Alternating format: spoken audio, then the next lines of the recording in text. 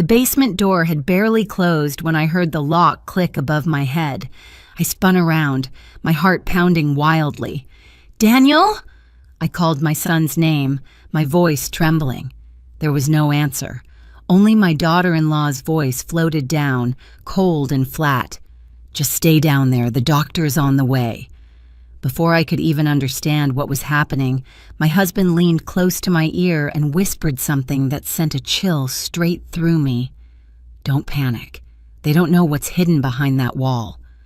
I followed his gaze, and for the first time after 46 years of marriage, I realized I had never truly known the man standing beside me. If you're still listening, tell me where you're watching from. Every comment you leave is another mark in this journey. And if this story has touched you, don't forget to hit like so it can reach even further. For the first few seconds, I stood frozen in the familiar basement that had suddenly become foreign. The old ceiling bulb swayed slightly, its weak yellow light spilling over stacked cardboard boxes, old Christmas decorations, family photo albums, a few wooden chairs with broken legs that Howard had always refused to let me throw away. I had come down here countless times over more than 30 years of living in this lakeside house, but never had it felt so small and suffocating. "Howard, I don't understand," I whispered, my hand gripping his arm like a survival reflex. "They locked the door." I rushed to the stairs and yanked hard on the doorknob. It didn't budge. I pounded my hands against the wooden door, the sound echoing back hollow and frighteningly weak. "Daniel, what are you doing? Open this door right now." My voice broke apart, no longer holding the calm of a mother used to protecting, used to enduring. From upstairs, I heard footsteps moving away. Then Claire's voice drifted down again, still even, still carrying that fake sweetness I had grown used to hearing over the past 5 years. "Please stay calm. We just want everything to go smoothly. The doctor will be here soon." The doctor. The word rang in my head like an alarm bell. Not because I was afraid of hospitals or white coats, but because I understood all too well that in this world it only takes one doctor's signature for an elderly person's entire life to be sealed shut. I turned to look at Howard. He wasn't running to the door. He wasn't shouting. He wasn't pounding on anything. He was simply standing there, back straight, eyes strangely clear, completely unlike the 72-year-old man my son had just described as starting to decline. "Howard," I swallowed hard, "what are they planning to do to us?" He placed both hands on my shoulders and gave a gentle squeeze, just enough to make me feel that he was here, truly here. "Margaret," he said softly, "do you remember how I once told you that some things are safer the less you know?" I frowned. Decades of marriage flashed through my mind, quiet dinners, short vacations, weekend mornings on the porch watching the lake shimmer. Howard had never been a mysterious man. He was a construction engineer, principled, orderly, someone who hated complications. He wasn't the type to keep secrets. "What do you mean?" I asked, my voice dropping. Instead of answering, he tilted his head, signaling me to be quiet. We stood completely still for a few seconds, listening. Upstairs, I heard Daniel speaking in a low, urgent voice, followed by footsteps pacing back and forth. Maybe they were waiting, or calling someone. Howard gently pulled me back, away from the stairs, toward the old brick wall at the far end of the basement. A chill ran through me. I had been looking at that wall for decades, dark bricks, some chipped, others stained with damp patches from the lake's moisture. "Do you remember," Howard whispered, "when you asked me why I never let anyone repair this section of the wall?" My heart started racing. I remembered. I had complained that it looked ugly, that it ruined the house I loved showing off to friends every summer. Howard had just smiled and said, "It's fine the way it is." "You said it was convenient," I stammered. He nodded. "That's right. Convenient. A small noise came from upstairs, maybe the front door opening. I heard Claire say faintly, "Yes, we're waiting." I began to understand, not through logic, but through the instinct of a mother, of a woman who had lived long enough to recognize when something was no longer about family.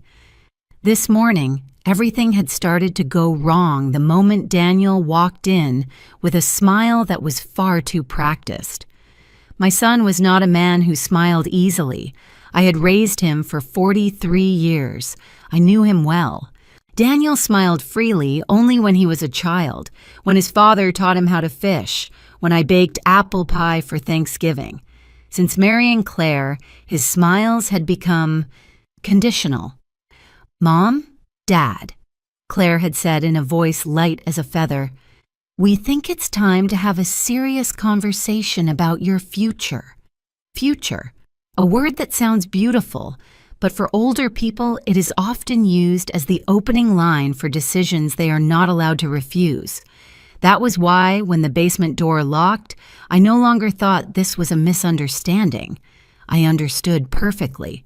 This was a plan, and it had been prepared for a long time. I looked back at Howard. Under the dim yellow light, his face looked older than usual, but his eyes did not. They were sharp and alert, like when he was still working, whenever he spotted an error in a blueprint. "Howard," I lowered my voice, almost pleading, "if you know what's going on, you have to tell me." He was silent for a few seconds.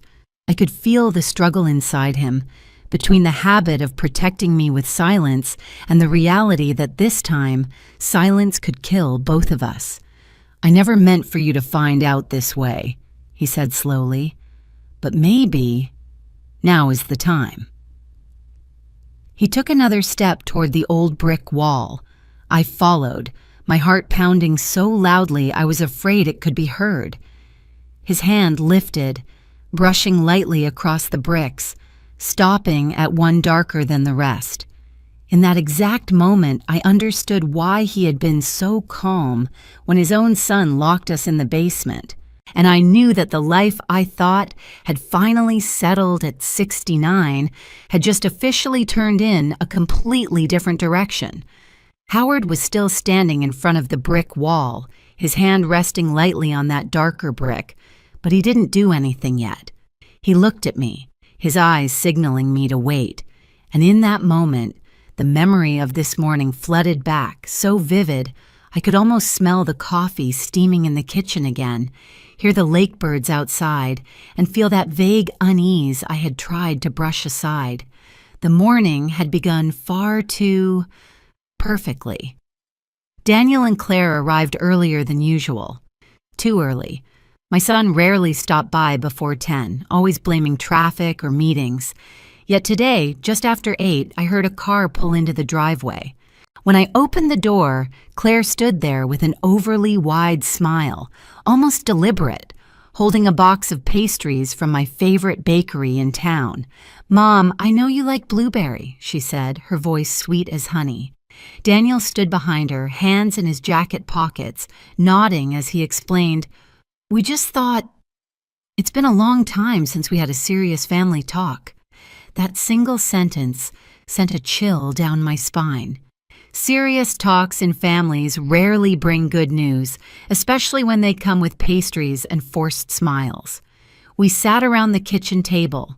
Morning sunlight streamed through the large window overlooking the lake, reflecting off the calm water. I remember thinking, how strange, on such a beautiful morning to feel so heavy inside. Claire began. She was always good at this. "Lately you've been looking more tired," she said, placing her hand on mine, a gesture I once thought was caring, but now, looking back, felt controlling. "You're always worrying about Dad, about the house, about everything. I think you deserve to rest." I was about to brush it off with a laugh, but before I could speak, Daniel continued, his voice slow and careful, like he was reading from a rehearsed script. "And Dad, he's been forgetting things lately. he said. Last week, he even forgot a doctor's appointment. Howard looked up from his newspaper. I didn't forget. I rescheduled. Daniel avoided his father's eyes. Claire immediately cut in. But the doctor said it already. Little signs like that, we shouldn't ignore them. I set my coffee cup down on the table. The soft clink sounded louder than usual. Which doctor? I asked.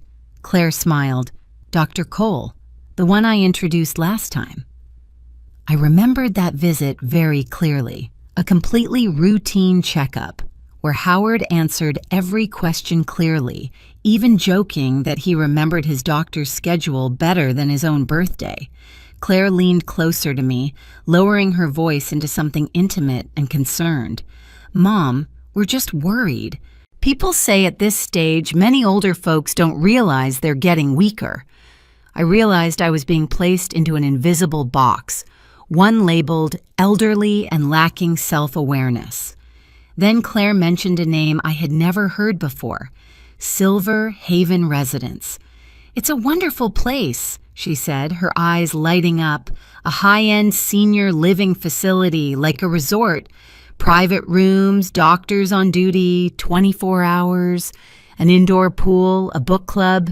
You'd love it. We already went to see it, Daniel added, unable to hide his enthusiasm this time. The scenery is beautiful. Security is great. You and Dad wouldn't have to worry about anything. I remember asking, very slowly, very carefully, how much does it cost? Claire hesitated for just a breath, then answered as if it were nothing.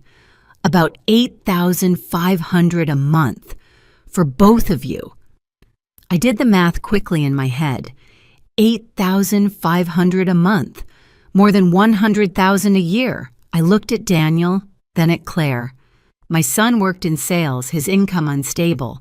Claire worked at a bank, earning a decent salary, but not enough to casually cover a number like that. And who's paying? I asked.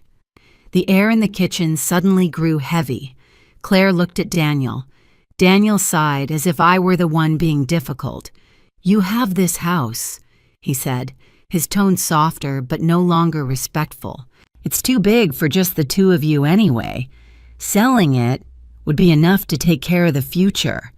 The lakeside house. The house Howard and I bought with a 30-year mortgage. The house where Daniel grew up, where he learned to swim off the wooden dock in the backyard, where I once sat sewing his high school graduation gown. And now it was being spoken of as a number in a calculation.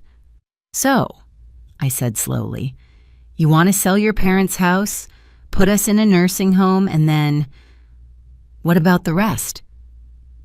Claire rushed to answer. You're misunderstanding. Everything is for you. The remaining money will be managed carefully. You won't have to worry about anything. I looked at Howard. He folded his newspaper and sat up straight. No, he said. Just one word. Clear, final. Dad, Daniel began. I said no, Howard repeated. We're not selling the house, and we're not going anywhere. I had never seen Claire's expression change so fast. The smile on her lips froze, then vanished, revealing something colder and harder underneath. Howard, she said, calling him by his name for the first time without Dad. The doctor has already been clear. You're not in the best condition to make decisions anymore. I felt the blood rush to my face. What are you talking about? Claire turned to me, her eyes carrying a carefully polished look of pity. Mom, you're always protecting Dad, but have you thought that you might be exhausted too? The words were like a velvet-wrapped knife. They didn't draw blood right away, but they cut deep. Daniel stood up, pulling his chair back with a harsh scrape against the floor. You should think carefully. We've already prepared the paperwork. What paperwork? I asked. Claire opened her purse and pulled out a thick folder. I glanced at it and saw familiar but terrifying words. Property transfer, legal power of attorney, capacity evaluation. Howard stood up. He didn't raise his voice, but it hardened. "I'm not signing anything." A heavy silence fell over the kitchen. Then Daniel said the sentence that, even now, standing in this cold basement, I still hear word for word. "You're no longer clear-headed enough to make your own decisions." From that moment on, everything was decided. Now, standing in this cold basement, I understood that this morning had never been a family discussion. It was the first trial, and the verdict had already been written. They were just waiting for us to sign. Howard turned to look at me. His eyes were no longer those of the gentle older husband I was used to, but of a man who had been preparing for this for a very long time. "You see," he said quietly, "this wasn't sudden." I nodded, my throat dry. Above us, I heard footsteps returning, faster this time. Howard took a deep breath. Then he turned fully toward the old brick wall, and I knew that what I had once believed was my peaceful past had just been violently torn open. Howard had just turned fully toward the brick wall when, above our heads, I heard a phone ring. It wasn't Daniel's familiar ringtone, but Claire's, sharp and short.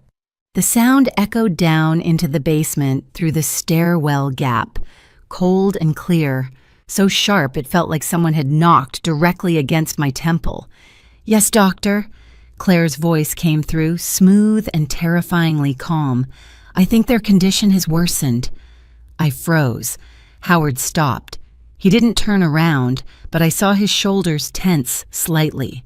A tiny, lightning-fast reaction, as if he had been waiting for this exact moment.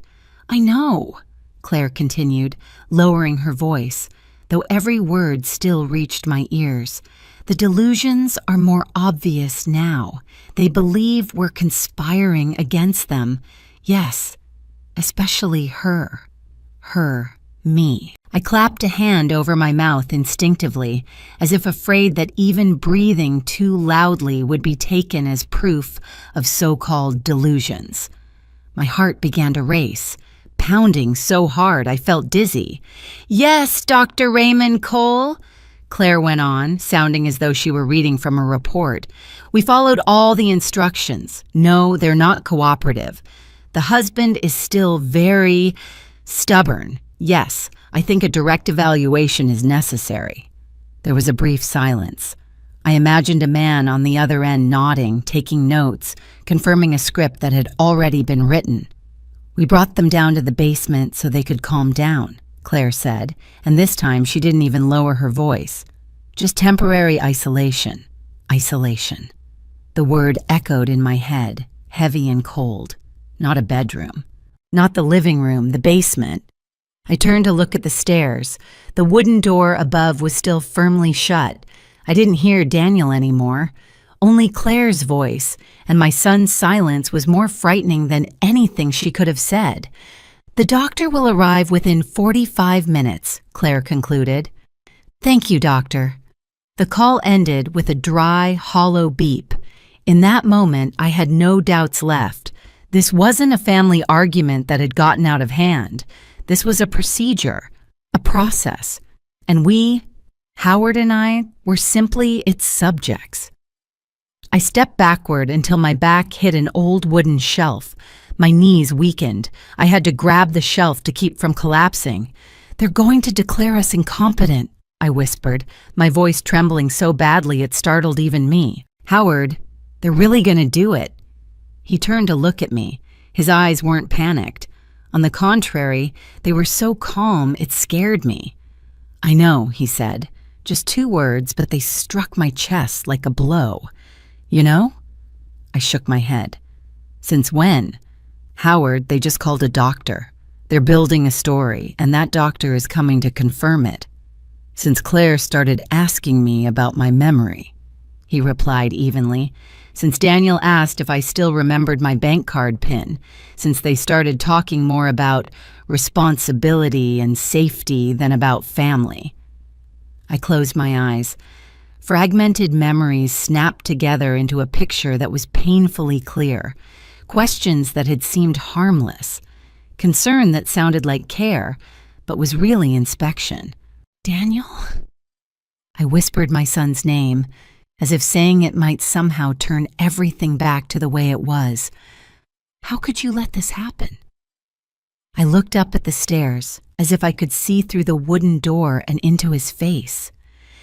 In my mind, I saw Daniel as a little boy, brown-haired, scraped knees, running toward me after every fall from his bicycle. The child who once sobbed uncontrollably just at the thought that his parents might be angry with him. Now that same child was standing upstairs, silently letting his wife call a doctor to declare his mother delusional. Daniel couldn't avoid this, Howard said softly, as if reading my thoughts. He's already made his choice. I spun around. No, he's just being manipulated by Claire. You know Daniel. He's not that cruel. Howard didn't argue. He only looked at me, his eyes filled with both compassion and resolve. Have you noticed, he said, that he hasn't looked you in the eye once since this morning? The words stopped me cold. I replayed it in my mind, in the kitchen, when I asked about the money, when I asked about the paperwork. Daniel had always looked down at the table or over at Claire. Not once had he met my eyes. My heart twisted. Above us, I heard footsteps. Then Daniel's voice came down the stairs, for the first time since the door had been locked. "Mom!" he called, his voice no longer shaking, but no longer warm either. "Just stay calm. This is for your own good." I rushed toward the stairs and grabbed the wooden railing. "What are you doing, Daniel?" I screamed. "Do you realize that locking your parents up like this is illegal?" There was no immediate answer. I heard Claire whisper something to him, too quietly for me to hear, but long enough for me to understand that my opinion no longer mattered. "The doctor is just coming to evaluate," Daniel said afterward. "If everything's fine, you'll be allowed back to your room." Back to your room. Not opening the door, not apologizing, not letting us out, but allowed back to your room. A wave of panic surged through me, fast and violent. My heart pounded so hard I had to press a hand to my chest. The air in the basement felt thick, hard to breathe. "Howard," I gasped, "I can't breathe." He stepped to me immediately, placing a hand on my back, rubbing it in slow, steady circles.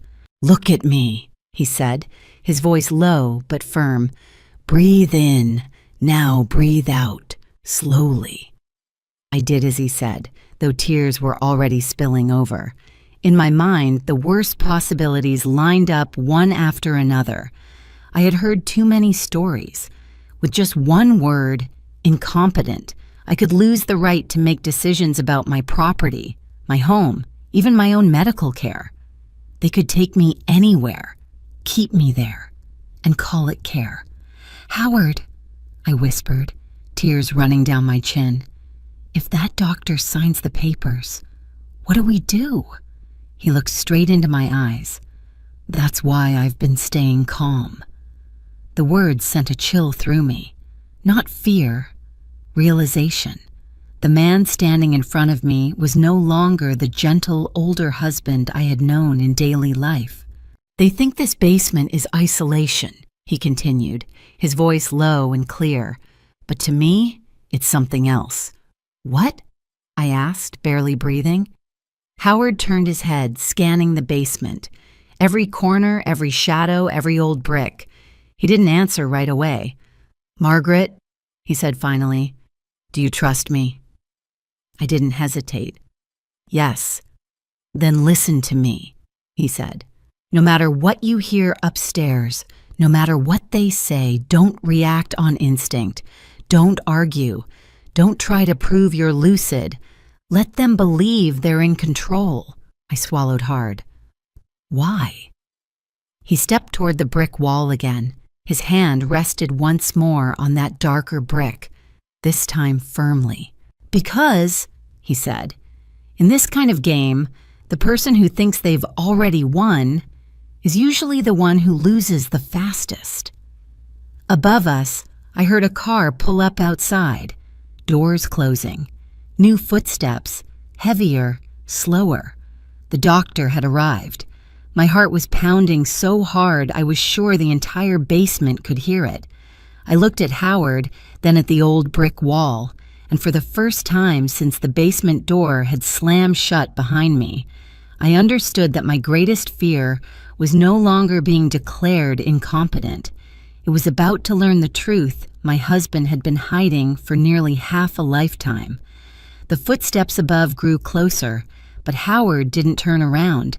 He stood close to the old brick wall, his hand placed exactly on that darker brick I had seen for decades without ever noticing. Under the basement's weak yellow light, it looked no different from the others, old, rough, anonymous. If not for this moment, I would never have believed that something so ordinary could change an entire life. Howard took a deep breath. I watched his chest rise and fall, slow and controlled. He pressed his thumb lightly against the brick. At first, nothing happened. My heart pounded. I even thought I had imagined it, that this was just a hopeless attempt to calm me in the middle of panic. Then suddenly, a very small click sounded.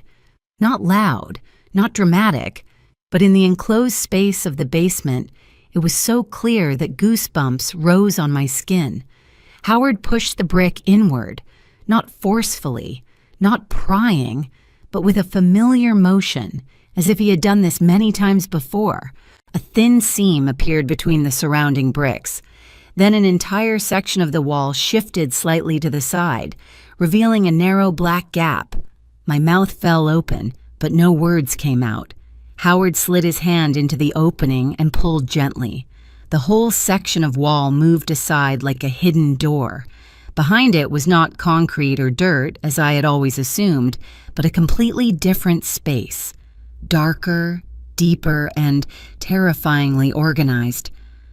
"My God," I whispered, my voice breaking.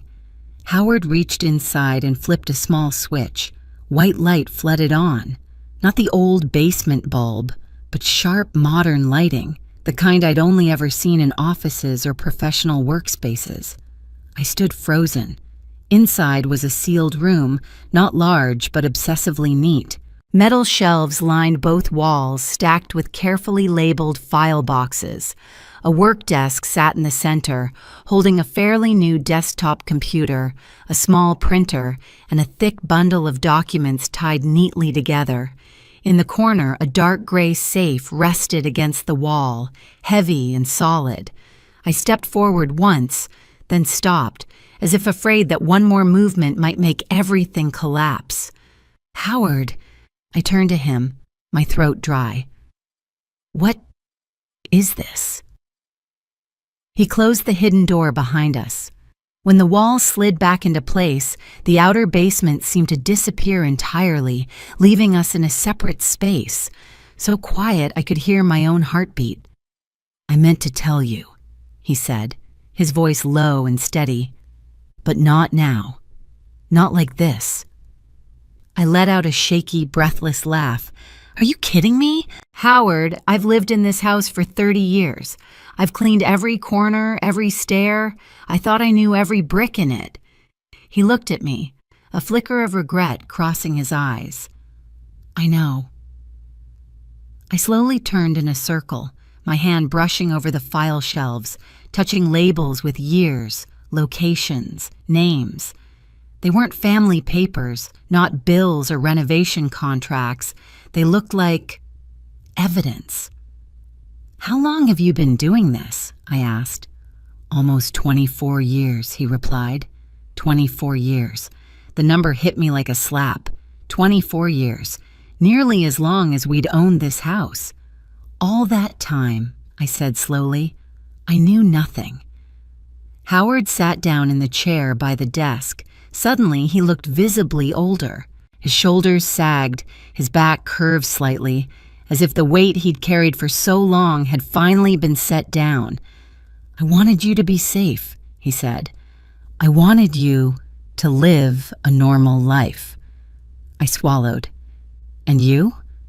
He didn't answer right away. Instead, he opened a drawer, pulled out a thick folder, and placed it on the desk. On its cover was a year that made my blood run cold, 2001.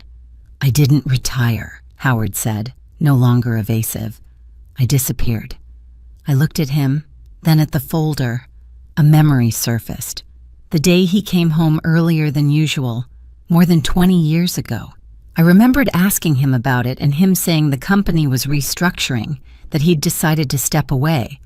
"I was the lead supervising engineer," he continued, "for a major project in the northern suburbs of the city, a 12-story commercial building. I heard the name of that city, heard that location, and a cold sensation ran straight down my spine. I had seen it on the news before, a long time ago. It collapsed one morning," Howard said, his voice steady, "during rush hour. 52 people died." I raised a hand to cover my mouth. Old blurry images in my memory suddenly became brutally sharp. Piles of concrete, ambulances, blankets covering motionless bodies. You? You were involved?" I asked, my voice barely sounding like my own. "I warned them," he said, 3 times. "I wrote reports. I demanded construction be halted because the materials didn't meet standards." He opened the folder, flipped through a few pages quickly, then turned it toward me. I saw copies of emails, technical notes, Howard's signature at the bottom of the pages. "They ignored it," he went on, "because replacing the materials would have cost an extra $2 million. And when the building collapsed..." He stopped and took a deep breath. "They needed someone to take responsibility." I understood before he finished. "You." Howard nodded. "They forged my signature. Said I had approved everything. The media needed a name. The authorities needed a culprit. And I was the perfect choice." I staggered back a step, gripping the table to stay upright. I looked at the man in front of me, the husband who had slept beside me for 46 years, and realized I had never known this part of his life. "They threatened me," Howard said, his voice lowering. "Not just me, you. And Daniel, who was just a boy back then." My heart tightened. "Threatened how?" "Accidents," he said simply. "Things that look like accidents." A heavy silence settled over the hidden room. I could hear cars passing somewhere far away, as if from another world. "So you stayed silent," I whispered. Howard nodded. "I walked away from everything. I came home. I became an ordinary husband, an ordinary father, and I began documenting." He gestured around the room. "Everything here is what I couldn't say out loud. Evidence, names, money trails, other deaths." I was trembling. "You lived with this alone for 24 years. Not completely alone," he said. "I had you, but I couldn't pull you into it." I looked at the safe in the corner, the computer still glowing, then back at Howard. Tears had started spilling without me noticing. "You thought I was that fragile?" I asked, not accusing, just aching. Howard stood and stepped in front of me. He placed his hand against my cheek as gently as the first day we met. "No," he said. "I thought you were too strong." Above us, I heard the basement door open. Claire's voice rang down, cold and controlled. "The doctor is here. Are you ready?" Howard looked at me one last time, his eyes firmer than ever. "Margaret," he said, "from this moment on, nothing will be the same." I nodded, tears running down my cheeks, because I knew that the secret buried for 24 years had just been unearthed. Claire's voice still echoed in my ears, but inside the hidden room behind the false wall, time seemed to slow. Howard stood at the desk, one hand resting on the thick folder, while I sat down on the metal chair beside it, my mind spinning under the weight of the truth that had just crashed down on me. "How long have you been watching them?" I asked, my voice hoarse from crying. Howard didn't answer right away. He opened the left drawer and took out an old notebook, its cover worn, the edges of the pages yellowed. He placed it in front of me and said slowly, 23 years. I opened the first page. The dates were written carefully, Howard's handwriting painfully familiar. The first page held a single line, Black Ridge Development. Surveillance begins. Black Ridge Development. The name wasn't unfamiliar.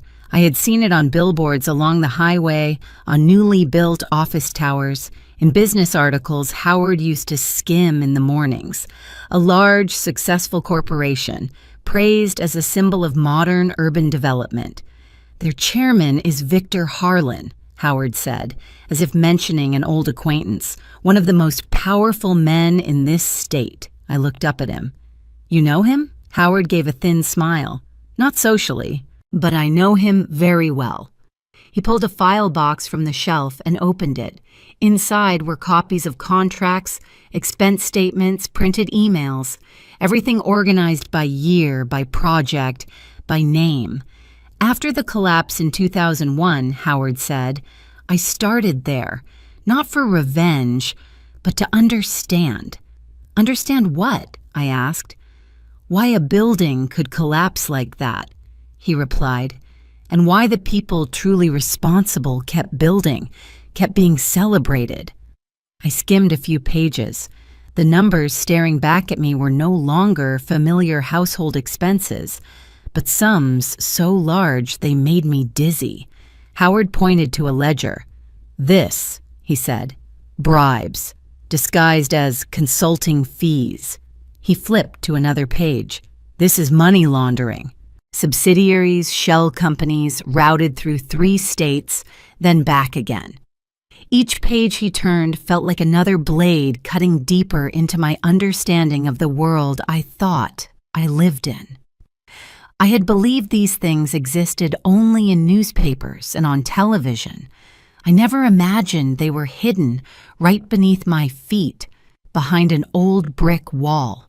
They signed contracts for cheaper materials, Howard continued, his voice even, like someone who had told this story too many times in his own head. They falsified inspection reports, and if anyone noticed, he stopped, his eyes darkening. Then that person went silent. How? I asked.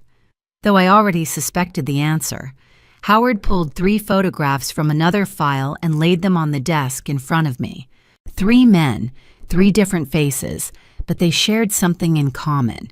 Serious, intelligent eyes. 3 engineers, he said. They worked for Black Ridge.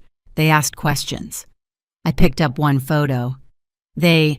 Accidents, Howard said. One fell from scaffolding. One died in a gas line explosion at home. One was hit by a car while jogging. I shuddered. And no one questioned it? Some did, he replied. But suspicion isn't enough. Not when you're up against money, politics, and connections you can't see. I set the photos down, my hands shaking. You lived with all of this, and still came home, had dinner with me, took our son to school. Howard nodded slightly. I had to, so no one would suspect anything, so you and Daniel would be safe. And you? I asked. He smiled sadly. I wasn't on the priority list. I turned away, not wanting him to see my tears, but in that small room there was nowhere to hide. You keep everything here? I asked, forcing my voice to stay steady. Not just here, Howard said. This is only part of it. He turned on the computer. The screen lit up, showing an interface I had never seen on his home computer. Encrypted folders, files labeled with initials, dates, codes. Everything has backups, he explained, in multiple locations, multiple formats. I looked at him, feeling both proud and terrified. If something happens to you? Howard nodded as if he'd been waiting for that question. Then everything is released automatically. Released? I repeated. Sent to the press, sent to investigators, sent to people they can't silence all at once. My scalp went numb. You prepared for your own death. Howard shook his head. I prepared for the truth. A soft sound came from above, like a door closing. I held my breath. Howard glanced at his watch. "They think they're controlling the situation," he said quietly, "but locking us down here triggered the emergency protocol." "What protocol?" I asked. He turned to me, more serious than I had ever seen him. "Emergency protocol." He typed quickly on the keyboard. A small window appeared on the screen, a countdown ticking away. "This is a safeguard," he said. "If I don't confirm my safety status within a certain time, the system starts sending the data." My heart pounded. "Howard, you planned for this." "From the day I realized they would eventually come for me," he replied, "and possibly through my own family." I lowered my head, guilt flooding in.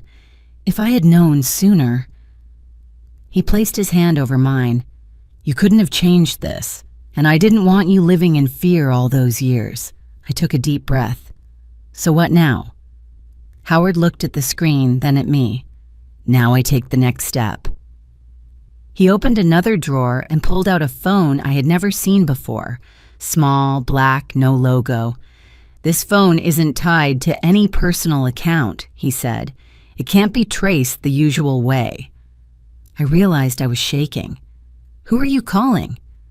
Howard looked at me for a long moment, as if making sure I was ready to hear the answer. "The FBI," he said.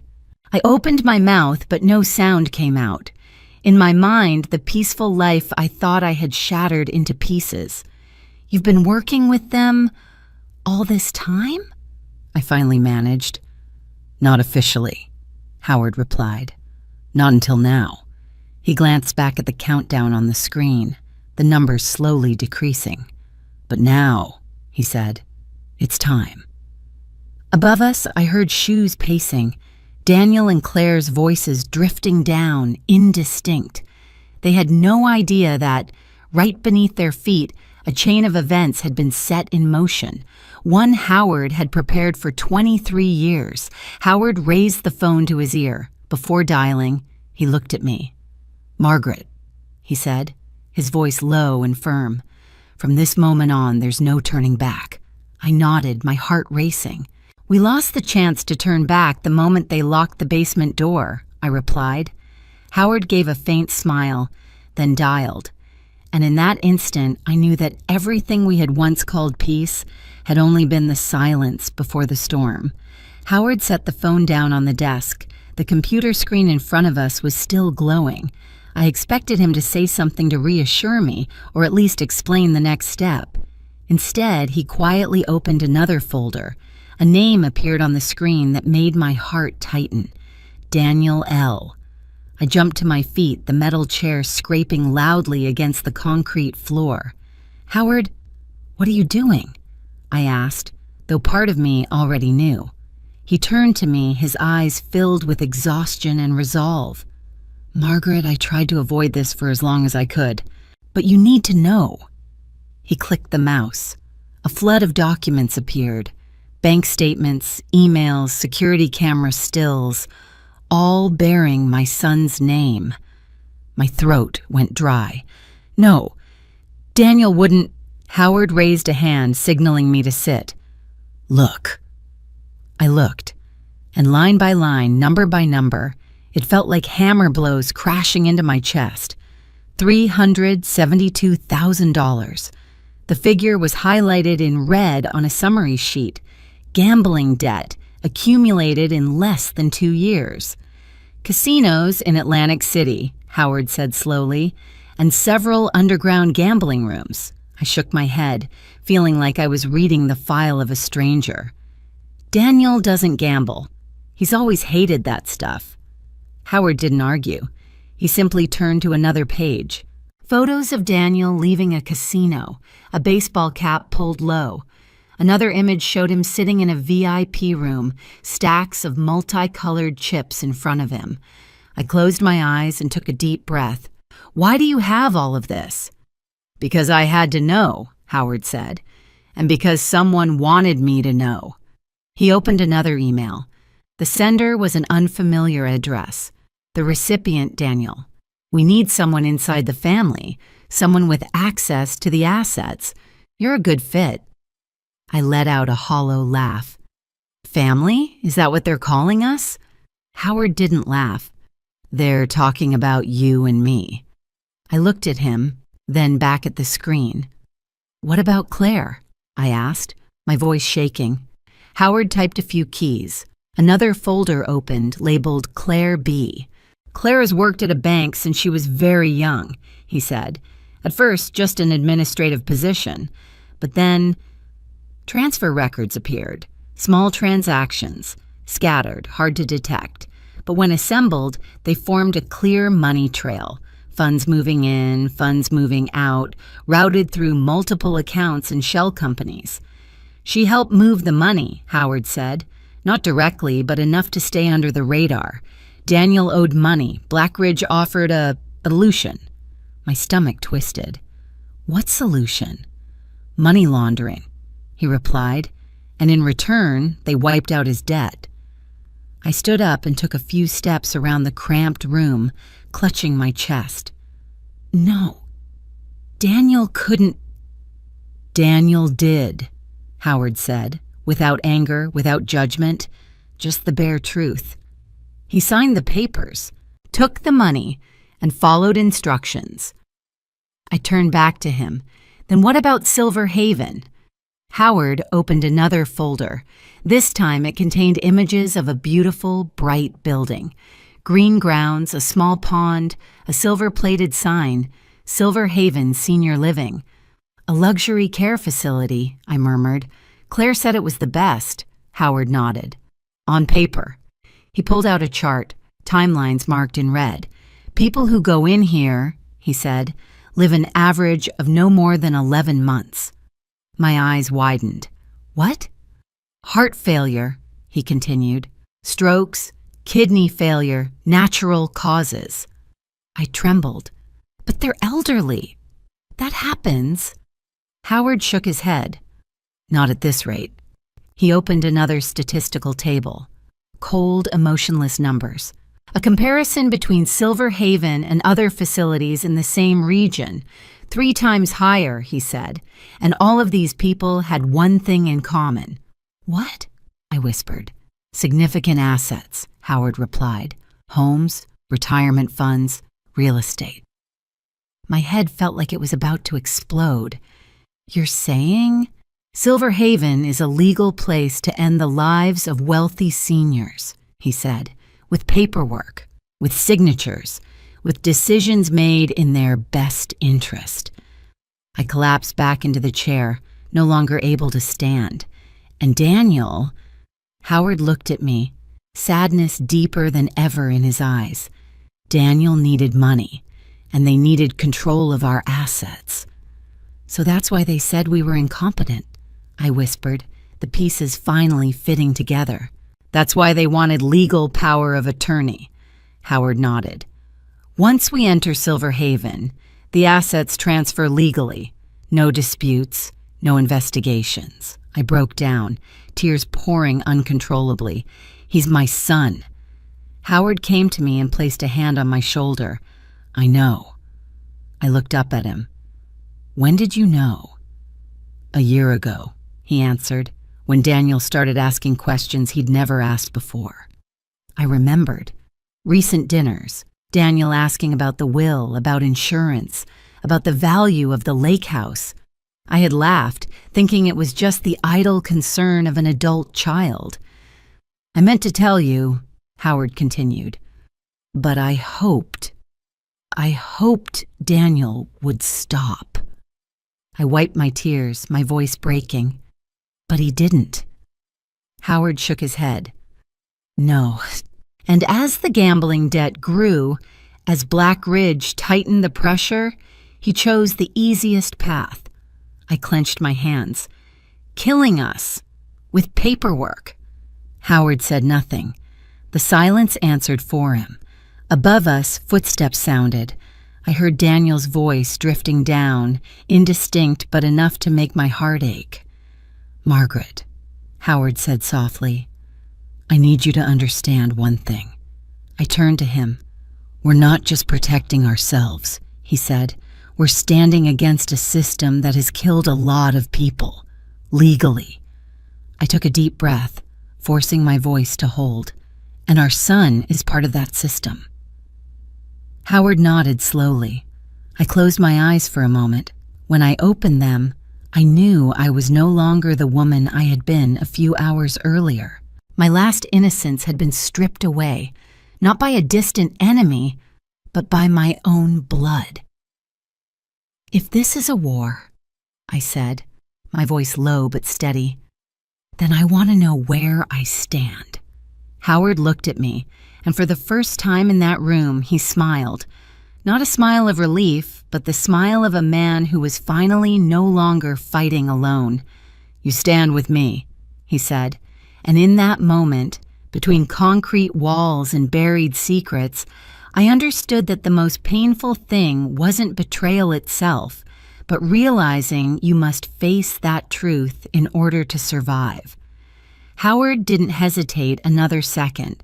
He pulled a small black phone from the bottom drawer of the desk, its surface matte, no logo, no touchscreen, like any phone I had ever known. It looked like a device from another world, a world I had just been dragged into without time to adjust. "Satellite phone," Howard said, as if reading my thoughts. "It doesn't rely on local towers. It can't be cut off." I watched him dial a short sequence of numbers, fast, decisive. My heart was pounding so loudly I feared the people upstairs might hear it. The call connected almost immediately. "Lewis?" A woman's voice answered, calm and firm. "Confirm identity." Howard responded with a string of characters I didn't understand. The woman fell silent for 2 seconds, then her tone changed. No longer verification, but confirmation. "Confirmed. Are you safe?" Howard glanced at me. "Not yet," he said, "but we're alive." I heard the sound of typing on the other end. Then her voice came back clearer, more serious. "Our team is en route. Estimated time to reach you, 45 minutes. 45 minutes. Under normal circumstances, that would be just the time it takes for a cup of coffee to go cold. Right now, it felt as long as an entire lifetime. "Silver Haven," Howard continued, "and Dr. Raymond Cole." "We know," the woman replied. "Both have been under surveillance for over 2 years." I held my breath. Howard didn't look surprised, but for me, it was another blow to my understanding. "Daniel and Claire," Howard said slowly. "They locked us in the basement." There was a very brief pause. Then her voice turned icy. "In that case," she said, "they are approaching the threshold of committing federal kidnapping." I closed my eyes. My son. The word kidnapping sounded too distant, too brutal to be attached to the name Daniel, the boy who once sobbed when he broke his arm at 8, who used to call me every night his first week of college because he couldn't sleep. "We need you to remain where you are," the woman continued. "Do not confront them. Do not reveal yourselves." Howard nodded instinctively, even though she couldn't see him. "Understood." The call ended. Howard set the phone down, his hands still steady. I had to grip the edge of the desk to keep from collapsing. "You said federal witness protection?" I asked, my voice so low I could barely hear it myself. Howard exhaled slowly, as if finally allowing himself to relax just a little. 5 years, he said. 5 official years. I turned to him, unable to hide my shock. 5 years, and I never knew. "Because you weren't allowed to," he replied, "and because I didn't want you to." I gave a soft, humorless laugh. You protected the whole world, but thought I couldn't handle the truth. Howard looked at me, his gaze gentle. "I thought that if you didn't know, you could live like a normal person a little longer." I was about to respond when a noise above startled me. A door slammed open, rushed footsteps. No more stealth. "Howard," I whispered, "something's wrong." Howard moved quickly to the computer and activated the camera system. The screen split into multiple small windows, each showing a corner of the house I thought I knew down to every creak. The living room, the front door wide open. Daniel stood there. But he wasn't alone. Beside my son were two unfamiliar men. Both wore dark jackets, solid builds, eyes so cold I shivered just looking at them on the screen. "Where's Claire?" I asked, my heart racing. Howard zoomed in on another camera. The back exit. Claire's car was gone. "She left," Howard said, his voice darkening. "She ran." My lungs felt like they'd been emptied. "She left Daniel behind?" "No," Howard replied. "She played her role, sent others." I looked back at the screen. Daniel was speaking to the two men. His face was tense, but not panicked. Not the look of someone being forced. "Our son," I whispered. "Does he know who they are?" Howard was silent for a few seconds. Then he said, "Yes." One of the men walked to the basement door. I saw his hand rest on the handle, testing it lightly. The door didn't open. He turned to Daniel and said something. Daniel nodded. My heart slammed painfully against my ribs. "Howard, what are they going to do?" Howard didn't answer right away. He stared at the screen, like someone rereading a script he had predicted but still hoped wouldn't come true. "They want what's down here," he said finally. "The evidence. And if necessary, to eliminate the witnesses." I clenched my hands. "So our son is leading them," Howard said without flinching. A knock echoed from the basement door. Not polite, not asking. A knock meant to announce. "Dad, Mom." Daniel's voice came down through the thick concrete. "Open the door. This has gone too far." I stepped forward instinctively, the reflex of a mother, but Howard stopped me. "Margaret," he said softly. "Don't. I have to talk to him," I whispered. "He's still my son." Howard looked at me for a long moment, then he nodded. "1 minute. Just one." I moved closer to the door, my heart threatening to leap from my chest. "Daniel!" I called, forcing my voice to stay steady. "What are you doing?"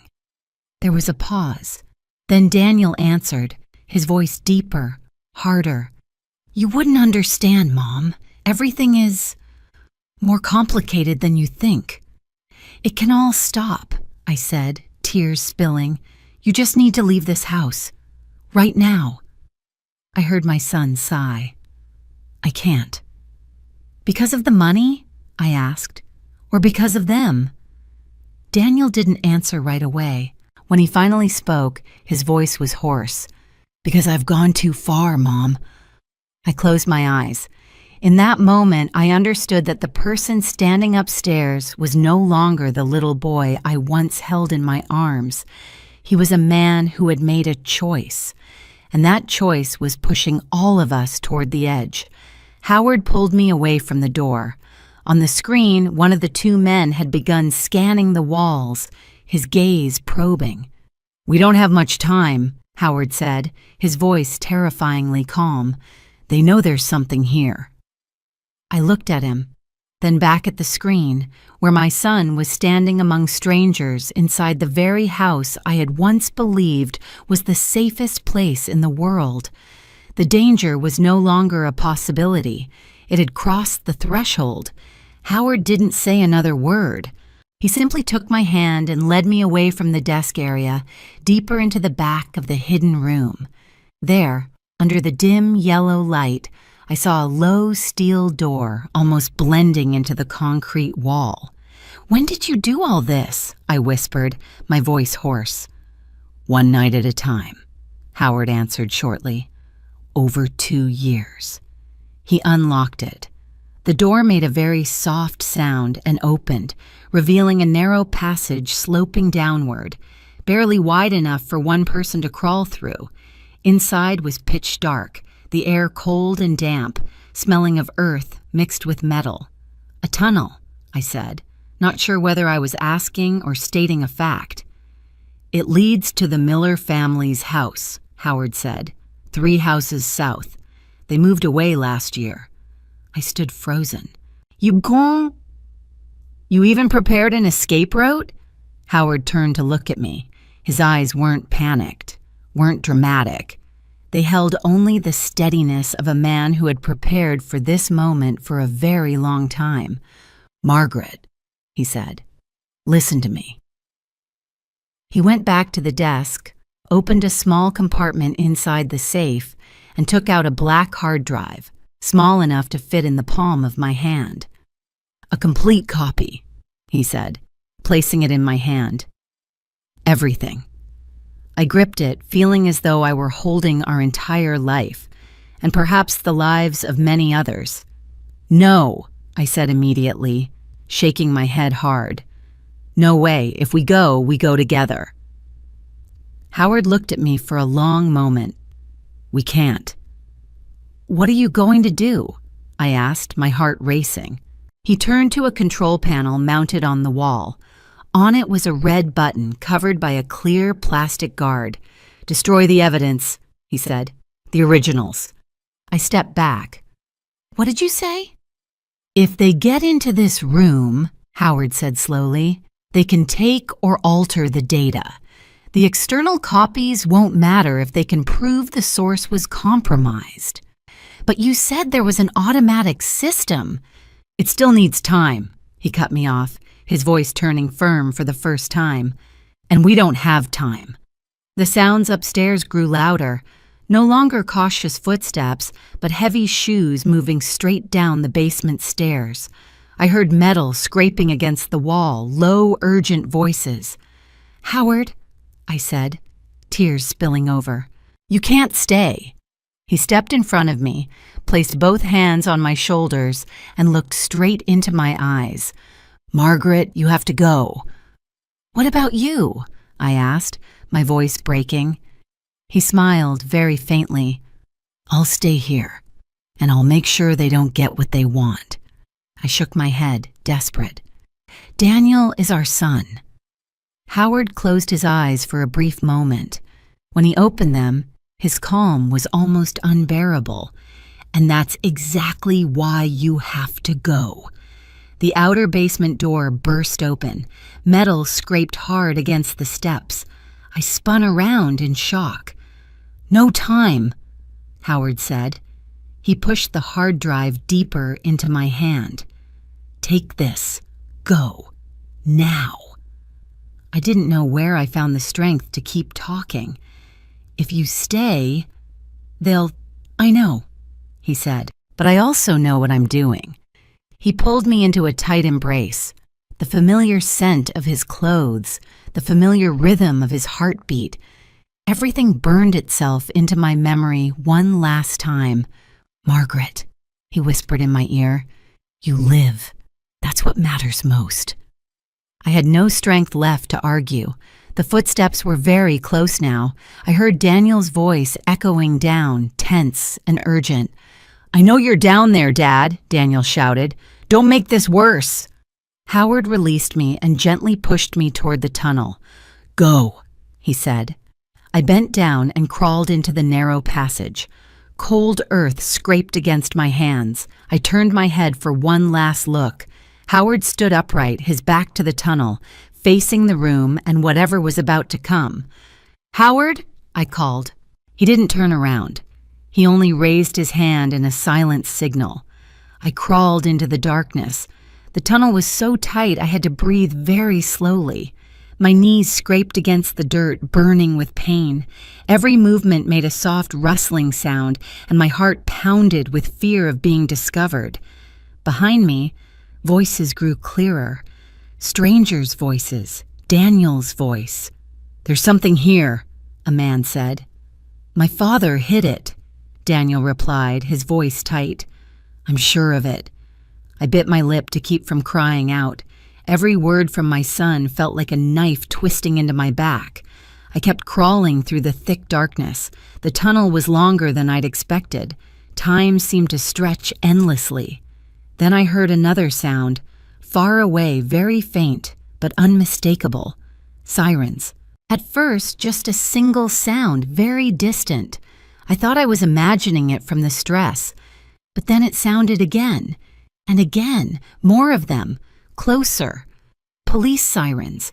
My heart pounded so hard my ears rang. I crawled faster, my hands shaking, not daring to stop. Behind me, the noise suddenly turned chaotic. I heard shouting, running footsteps, metal slamming into walls. FBI sirens blared insistently, cutting through the earth like a signal from another world, the world I was crawling back toward. At the end of the tunnel, a dim light appeared. I crawled a few more steps and emerged through a roughly covered wooden panel into an empty garage. The sudden open space made me dizzy. I dropped to my knees, gasping for air, tears streaming down my face. Outside, the sirens were getting closer.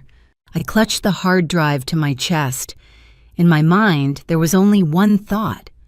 Not about my own safety, but about the man who had stayed behind the wall, facing everything so that I could live.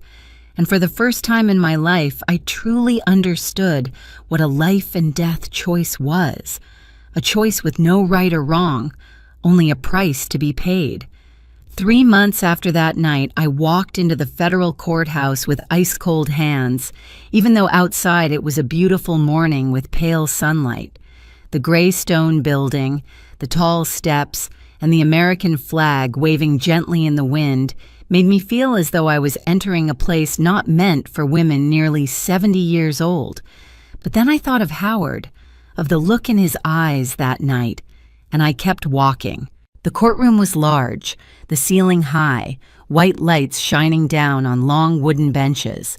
I sat in the witness section, my back straight, but my heart pounding so hard I had to place my hands on my thighs to keep them from shaking. In front of me were the judge, the jury, the attorneys with thick folders. Across the room at the defendant's table, I saw Daniel. My son looked thinner. His shoulders were slumped, his eyes avoiding mine. None of the confidence he used to have. In that brief moment, old memories flooded back. His first day of school, his graduation day, the day he brought Claire home, holding my hand and smiling so brightly. I took a deep breath to keep from being pulled under by the past. When I stood to take the oath, my voice filled the terrifyingly quiet room. I heard my own voice, clear and slow, as if someone else were speaking through me. The prosecutor began with basic questions: my name, my age, my relationship to the defendants. Then he looked at me, his expression serious but not cold. "Mrs. Lewis," he said, "please tell the court what happened the night you and your husband were locked in the basement." I closed my eyes for a brief second. When I opened them, I no longer saw the courtroom. I saw the basement door slam shut. I heard the dry click of the lock. I heard Claire's cold voice from above. And I heard Howard whispering in my ear. I told them everything, without embellishment, without avoiding anything. I told them about the morning Daniel and Claire came over with smiles that were far too rehearsed. About Silver Haven, a name that sounded like a dream retirement, but was actually a doorway to death.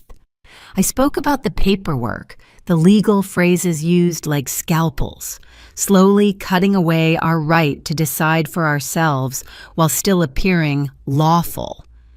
In the courtroom, I saw people lowering their heads to take notes. I saw an older woman in the gallery raise a hand to her mouth, tears silently falling. When I described the hidden room behind the false wall, the years Howard had spent secretly collecting evidence, the entire room seemed to hold its breath. I didn't hide the fact that I had known nothing. I didn't pretend to be stronger than I was. I said plainly that I had trusted my son, trusted the ordinary life I thought I had. Then came Silver Haven. The prosecutor displayed documents the FBI had collected. Charts, statistics, cold numbers filled the large screen behind me. Mortality rates, the average time from admission to death. asset transfers that took place shortly before. Did you know, he asked me, that Silver Haven has had more than 300 suspicious deaths over the past 5 years? I shook my head, my throat tightening. I only found out when it was already too late. A man stood up from the gallery. His hands were shaking, his voice breaking as he asked to speak. The judge allowed it. He introduced himself as the son of a woman who had lived at Silver Haven. "They told me my mother died of heart failure," he said, tears streaming down his face. "But she was healthy when she went in. Just 6 months later, she was gone." The air in the courtroom grew heavy. I realized I wasn't just telling my own story. I was standing among countless others, other lives, other pain buried beneath officially stamped documents. When it was Daniel's turn to be questioned, I didn't look at him. I was afraid that if I did, I wouldn't be strong enough to continue. His attorney spoke of financial pressure, of debts, of manipulation by Claire and Blackridge's people. I heard every word, each one like a small but deep cut. "Did you know," the prosecutor asked Daniel, "that locking your parents in the basement and attempting to declare them legally incompetent could have led to their deaths?" Daniel was silent for a long time. Then he nodded. Just one small nod, but enough to send murmurs through the courtroom. "Then why did you still do it?" came the next question. Daniel lifted his head. For the first time during the entire trial, he looked at me. His eyes were red, exhausted, with nothing left to hide. "Because I thought I had no other choice," he said. I closed my eyes, not because I couldn't bear the truth, but because I realized it had existed for a long time. I just hadn't wanted to face it. Claire was different. She cooperated. She provided names, addresses, methods of transferring money. She spoke smoothly, clearly, like someone who had prepared for this moment long ago. In exchange, her sentence was reduced. I wasn't surprised. Claire always knew how to survive. On the day of sentencing, I sat quietly in the front row. Daniel received a sentence the attorneys called severe but appropriate. I heard the numbers, the legal terms, but they all blurred together. In my mind, there was only the image of a child who once held my hand to cross the street, now standing before the judge. When the trial ended, I walked outside alone. The late afternoon sun warmed the courthouse plaza in a strange, gentle way. I stood there for a long time, breathing, feeling my heartbeat slowly return to normal. I had once believed that being a mother meant carrying every mistake of your child on your own shoulders, that if a child went astray, it must be because you hadn't done enough. But standing in that courtroom, hearing hundreds of stories, both similar and different, I understood something. A mother's love doesn't make her child good or bad. It only gives them a place to begin. The rest, Isha, is their own choice. I was in pain. There's no other word for it. But I no longer blamed myself. I stood up, I told the truth, and I did what so many people are afraid to do. I looked betrayal straight in the eye, called it by its name, and did not turn away. When I left the courthouse, I knew my life had entered a different chapter. Not a chapter of fear or silence, but a chapter of awakening. And even though the price I had to pay was the pain of being a mother, I accepted it, not as a punishment, but as a truth that had to be faced, so that I could continue living the rest of my life fully and without bowing my head. I thought that when I walked out of that courtroom, everything had finally come to a close, that the truth had been exposed, the villains had been named, and the rest of my life, though scarred, could finally be peaceful. I was wrong. 3 days after the sentencing, as I was sitting alone in the temporary apartment provided by the federal authorities, looking out the window at the last autumn leaves quietly falling onto the sidewalk, the doorbell rang. It wasn't the familiar sound of a neighbor stopping by. It was short, firm, intentional. I knew it wasn't friends coming to check on me, and deep down, I knew that this story was not over yet. 2 FBI agents stood outside the door. They didn't need to introduce themselves. I had grown too familiar with the badges on their jackets, with those eyes that were both polite and alert. "Mrs. Lewis," the woman said, her voice low and measured, "we need to talk to you. Again." I invited them in. The small room suddenly felt tighter, as if the air itself understood that what was about to be said would not be light.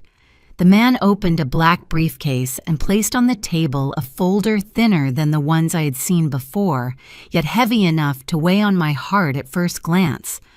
"Victor Harlan," he said, "not the mastermind." I didn't react right away.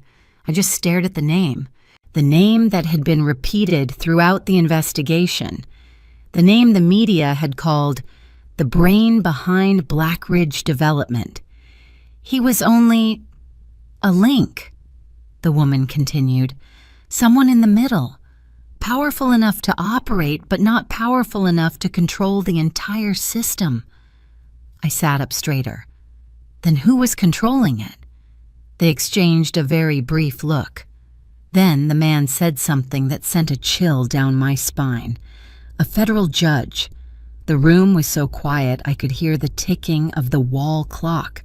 I had stood before a judge. I had believed that bench represented the final symbol of justice. And now, that justice had been twisted from within. "He didn't run things directly," the agent continued. "He controlled them with signatures, with rulings, with decisions about which cases moved forward and which ones were shut down." I swallowed hard. "Silverhaven?" "Just one link," the woman confirmed. "A model. There are at least 12 similar facilities in 3 other states." I closed my eyes. The numbers from the courtroom came back to me. Hundreds of deaths. Hundreds of families who had lost loved ones without ever being asked. "Howard," I said softly, almost by reflex. "My husband, did he know?" The man shook his head. "Not in the way you're thinking." He flipped to another page. "We believe Howard was used." I opened my eyes, my heart pounding. "Used how?" "By his integrity," the agent said. "By his desire to bring the truth to light." They explained it to me, piece by piece, each one falling into place with painful, brutal clarity. While Howard believed he was building a case to take down Blackridge and Victor Harlan, someone deeper in the shadows had been quietly steering that effort, removing Harlan, playing the hero, and keeping the real system running in the dark. "Your husband was an engineer," the woman said slowly. "He thought in logic. He believed that if the biggest link fell, everything else would collapse. But it didn't," I whispered. "No," the man replied. "Harlan was expendable." I sat there in silence. In my mind, I saw Howard in that hidden room, his eyes steady, believing he was doing the right thing, believing that once the truth came out, it would correct everything on its own. "So, what do you need me to do?" I asked, even though I had already sensed the answer. The woman placed both hands on the table and leaned toward me. "We need you to continue testifying." I let out a soft laugh, not because it was funny. "I already testified." "Not enough," she said. "What you know, what you've lived through. It can open other doors." I shook my head. "I'm not an investigator. I'm just a woman who lost her husband, lost her son, and nearly lost her life." The man looked at me, his gaze not coercive. "That's exactly why your voice carries weight." I stood and walked to the window. Outside, the city kept moving as if nothing had happened. People going to work, shopping, laughing. No one knew that beneath that orderly surface was a network that had taken so many lives. "I don't know if I have the strength," I said, my voice tired. "Every time I tell it, I relive everything." "We understand," the woman said softly. and we won't force you." I turned back to them. "But if I don't, then those people," she said, "may never be named." In my mind, I saw the man who had stood up in the courtroom, the son who lost his mother at Silver Haven, the older women who had covered their mouths and cried as they listened to me speak. I thought of myself just a few months earlier, naive, believing that family and the law were enough to protect me. "You're saying the truth goes deeper," I said, "and that I've only seen the surface." The man nodded. "That's right." I closed my eyes. In that brief darkness, I heard Howard's voice, not from a specific memory, but from the essence of who he was, his steadiness, his belief that silence was never the answer. When I opened my eyes, I knew I couldn't turn away. "I need time," I said. "Of course," the woman replied, "but you should know. We don't have much." After they left, the room grew quiet again. I sat down, feeling the weight of everything I had just heard pressing on my chest. Victor Harlan was not the mastermind. Silver Haven was just one link. Howard, the man I loved for nearly half my life, had been used as a tool to clear the way for someone else. The truth was not only painful, it was more complex than anything I had ever imagined. I looked at my hands. The hands that had trembled while signing papers, that had clutched the hard drive in the dark tunnel, that had rested on the witness stand in court. I was no longer the woman I used to be. That evening, I took out a stack of blank paper.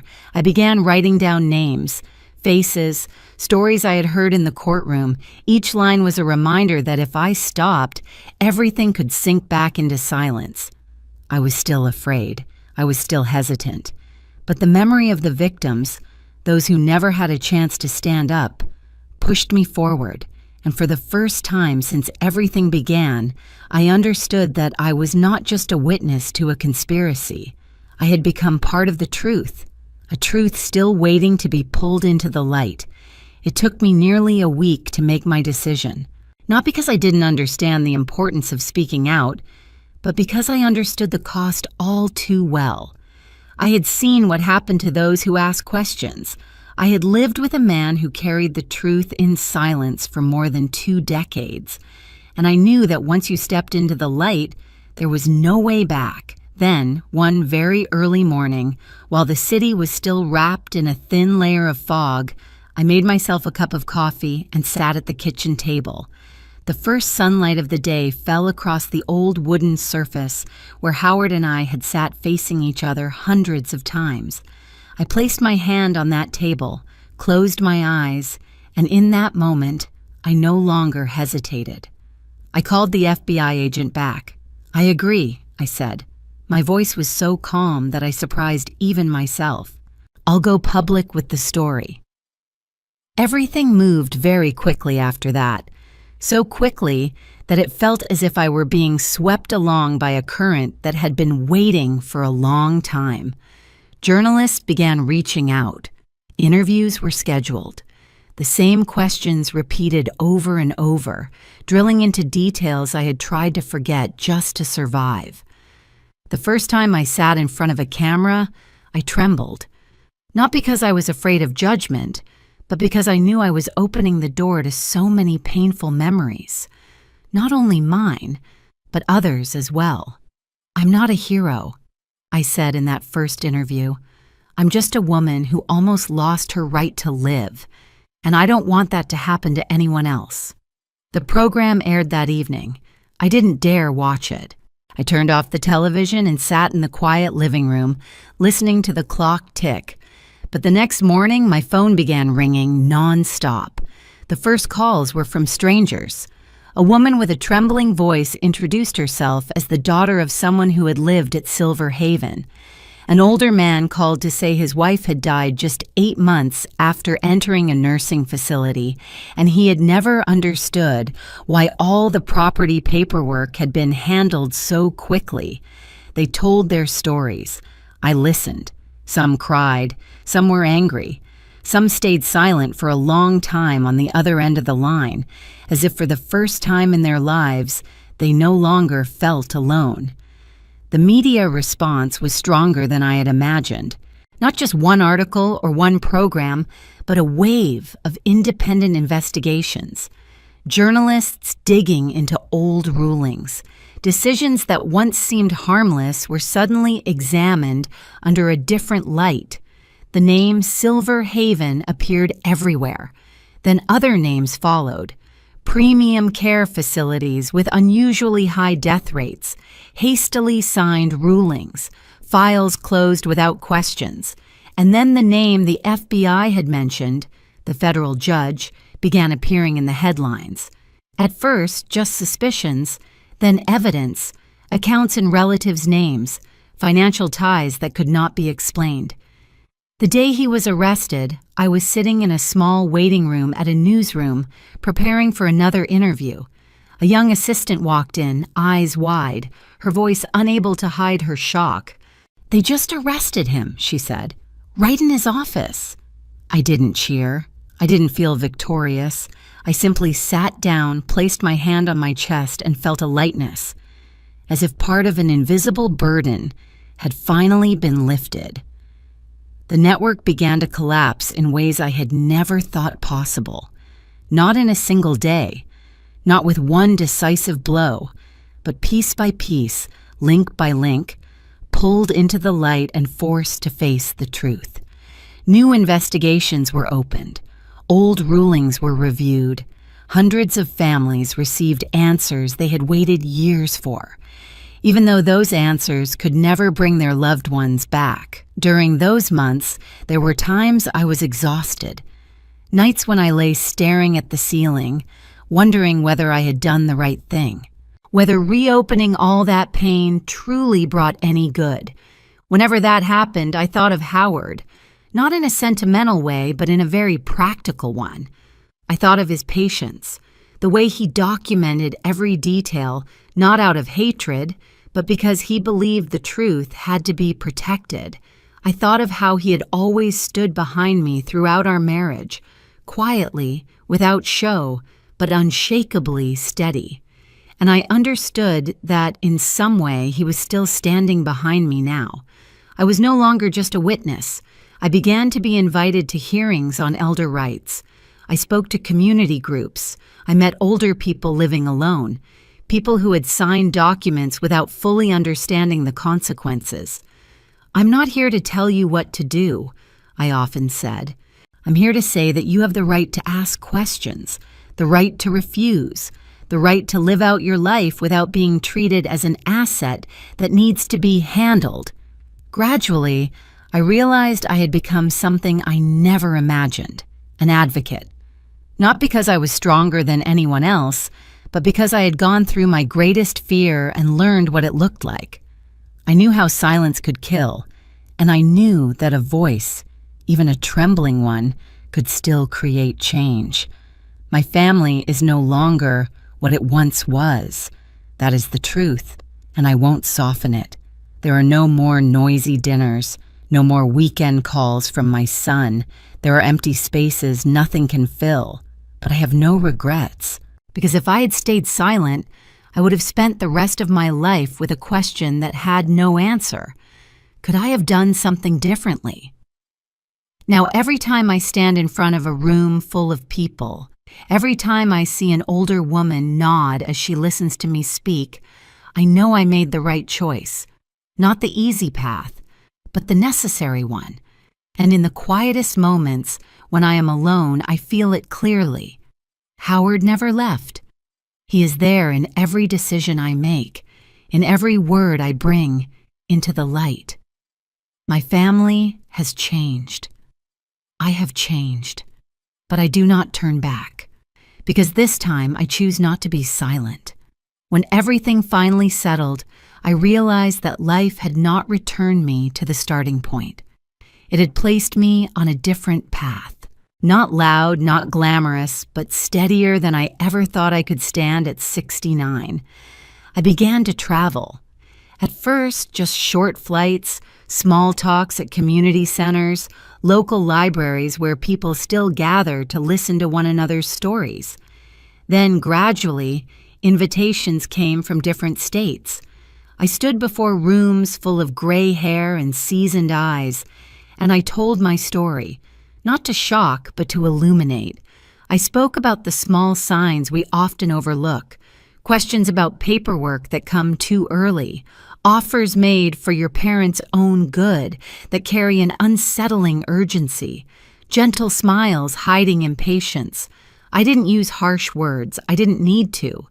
The people in front of me understood all too well what it felt like to be dismissed simply because of age.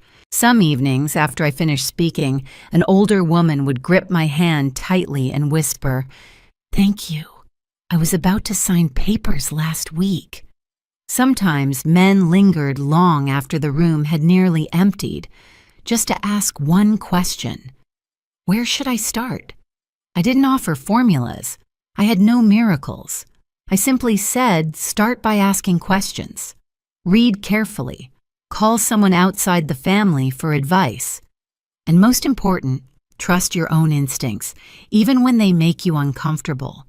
There were times I was tired, times I wanted to return to a quiet room, close the door, and live the rest of my life in silence.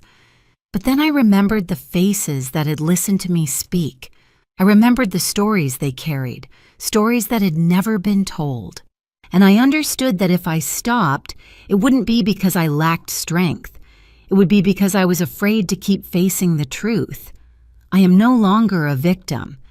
That didn't come from a medal or a title. It came from the moment I stopped asking what I had done wrong and started asking, what can I do next? I am a survivor not because I escaped, but because I stayed with the truth long enough for it to lose its power to hurt me.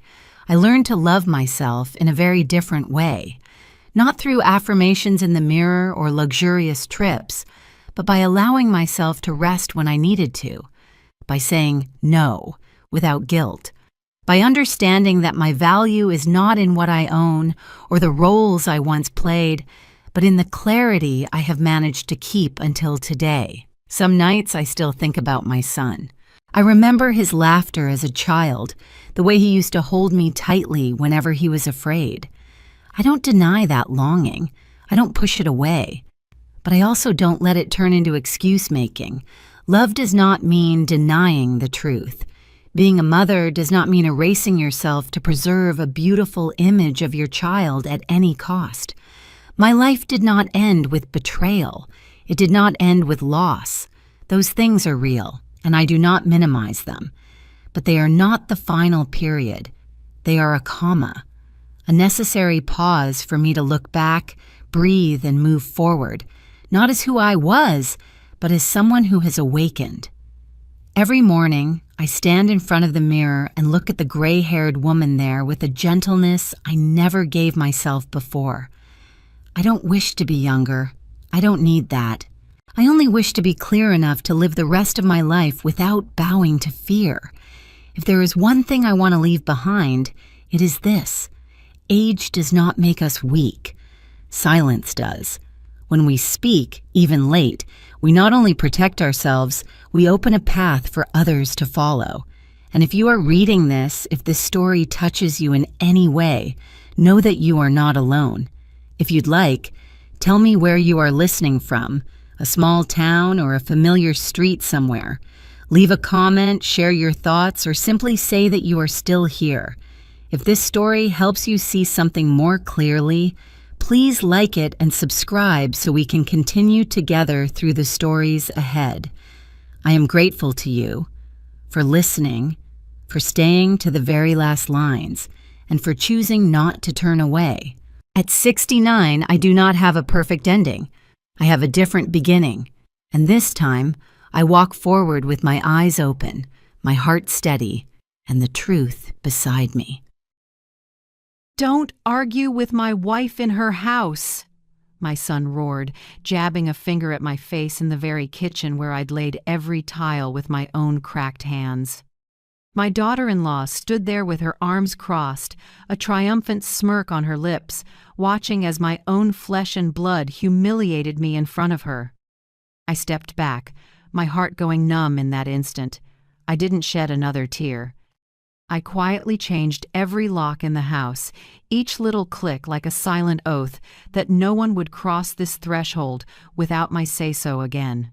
In less than an hour, the pounding and screaming started.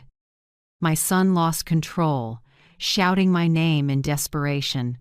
My daughter-in-law sobbed, hurled her phone, and in the middle of the night there was nothing left but endless pleading. I sat in the dark, a cold cup of tea in my hand, listening to each knock on the door as if it were rapping on my own past. The house was silent, save for the tick of an old clock and the patter of rain on the eaves. I've lived in this house for 30 years, every brick underfoot, every brush stroke on the walls, every hint of apple pie in the kitchen holds a lifetime's breath. And now, this very place has become where I was shamed by the son I raised. If you're still listening, tell me where you're watching from. Every comment you leave is another mark in this journey. And if this story has touched you, don't forget to hit like so it can reach even further. I, Loretta Wynn, 69, a widow in the suburbs of Richmond, Virginia. My late husband Calvin and I built this house with sweat, tears, and every dollar we scraped together doing jobs no one wanted. Calvin was a mason. I did laundry for families nearby. We weren't wealthy, but we were happy. Calvin always said, "Loretta, this house will be your legacy. If I'm ever gone, you'll still have a place to come home to." I believed that for half my life. I remember every detail, the first bricks Calvin set by sunset light, the nights I stayed up mending clothes, counting every dollar to pay for materials. When he died in a work accident, I swore I wouldn't let this house fall into someone else's hands. Yet now, a single sentence from our son made me feel like a stranger in the very home I built with my own sweat. That kitchen where Darren just screamed used to be where I baked his first birthday cake. As a boy, he'd sit on the counter, legs swinging, waiting for me to pull the cake from the oven. He used to say, "Mom, when I'm big, I'll build you a really big kitchen." Now, he's not only forgotten that promise, he treats this kitchen as someone else's house. Rebecca, my daughter-in-law, stood with her arms crossed like a victorious queen.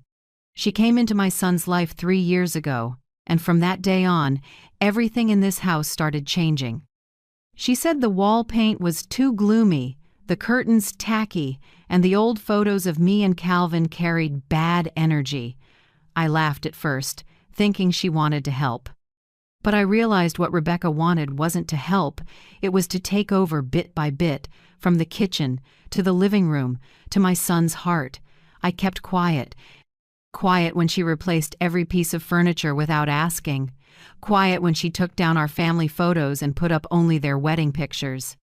Quiet even when she invited friends over for parties and left me to sit alone in my room, listening to laughter echo through the house. I thought silence would bring peace. I was wrong. People say silence in the face of disrespect isn't kindness, it's handing someone the right to hurt you. That morning, it started with a few rose bushes. I'd grown those roses for 15 years, each one a memory of Calvin and me. Rebecca decided they blocked the view of her new coffee machine. When I gently said the spot she wanted would get no sun and the roses would die, she shrugged. "Then buy new ones." "Everything old should be replaced, Mom." Before I could speak, Darren snapped his newspaper shut, voice sharp. "Rebecca's right. Stop giving her a hard time." "This house is hers too." I stood still. Just one line, hers too, was enough to make me face what I didn't want to admit. I hadn't been treated like the owner for a long time. I was just a guest in the very home I'd bled for. I tried to stay calm. "Just ask me first before changing anything in the house, please." That's when Darren shouted the words that changed my life. "Don't argue with my wife in her house." I looked at my son, the boy I stayed up all night sewing his graduation gown for, the boy I sold my only sewing machine to cover his tuition, now telling me I had no rights in my own home. I didn't argue. I didn't cry. I simply stepped back and took one last look around the kitchen. Every tile, every wooden cabinet is a mark of love, labor, and my life.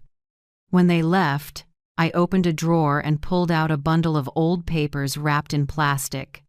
The deed, my name, Loretta Wynne, printed clearly. I wiped the dust from the corner and laid it flat on the table, a reminder that I hadn't lost my rights. I'd just forgotten I had the right to stand up. I called Earl, an old friend who worked construction with my husband. "Earl, you still doing locksmith work?"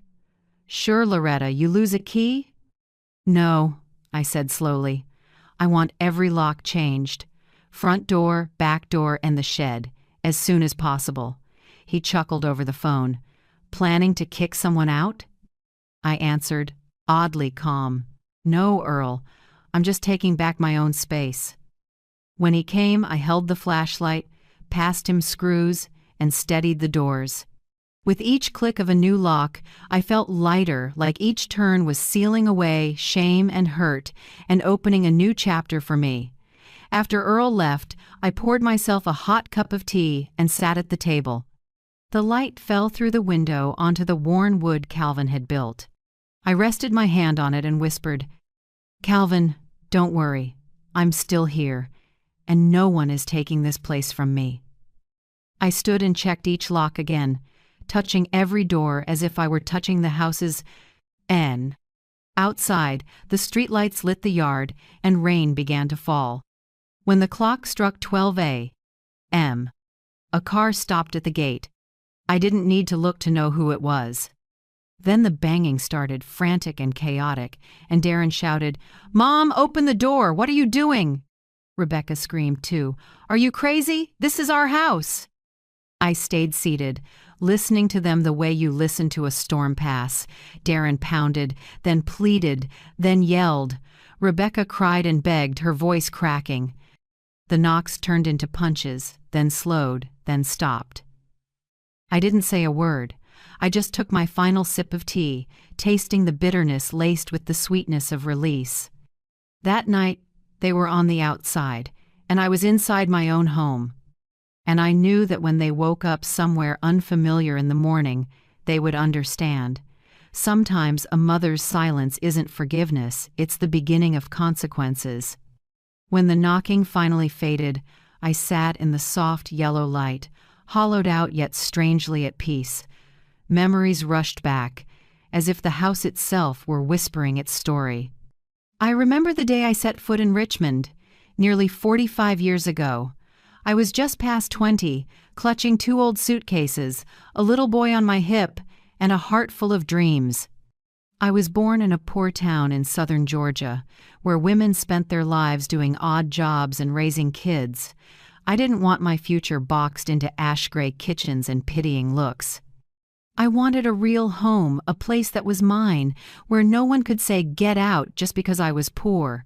Calvin, my husband, was quiet, gentle, with strong hands and the eyes of a man who knew how to dream big. We met at church one fall Sunday. He told me, "Loretta, if you believe, we'll build something no one can take." And I did. I believed in him and in myself. Those early years were brutal. Calvin hauled loads on job sites. I took in laundry at a small shop in the black neighborhood. The pay was tiny, but we saved every dollar. By day, I stood 10 hours over tubs of soapy water, my hands raw and swollen. By night, I mended clothes to make a few more bucks. Some nights, we'd count pennies at the table, laughing while we dreamed about a small piece of land of our own. One June morning, Calvin came home with his eyes shining. "They're selling a vacant lot near the old creek. $3,000. If we push hard, we can buy it." I laughed. $3,000 then felt like $3 million, but I looked at him and said, "We'll make it." From then on, we worked like time was running out. Calvin took night shifts. I woke at 4 a.m. to bake pies for the flea market. The first apple pies were burnt, but folks got used to me. Every time I sold a batch, I tucked the money into a tin box under the mattress, our dream box. 3 years later, we paid in full. The little patch sat at the city's edge, Nothing but weeds and rocks, but to me it was heaven. Calvin stood in the middle, took my hand and said, "Loretta, this is where we'll grow old together." We started building the house with our own hands. No crew, just love and grit. I mixed cement. Calvin set each brick. Every afternoon, as the sun tilted low, I brought him water and wiped the sweat from his brow. He'd smile and say, "This house will have your soul in every brick." We lived in a metal shed nearly 5 years to save for materials.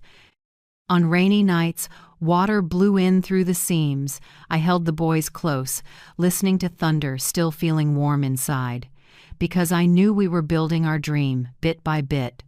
Then the house was finished. Not big, not fancy, but solid and full of love. 2 small bedrooms, a red brick kitchen, and a west-facing porch where the sunset poured soft gold. I planted roses along the fence. Calvin built a wooden swing for the boys. Every evening we sat there, listened to the radio, ate pie, and talked about the future.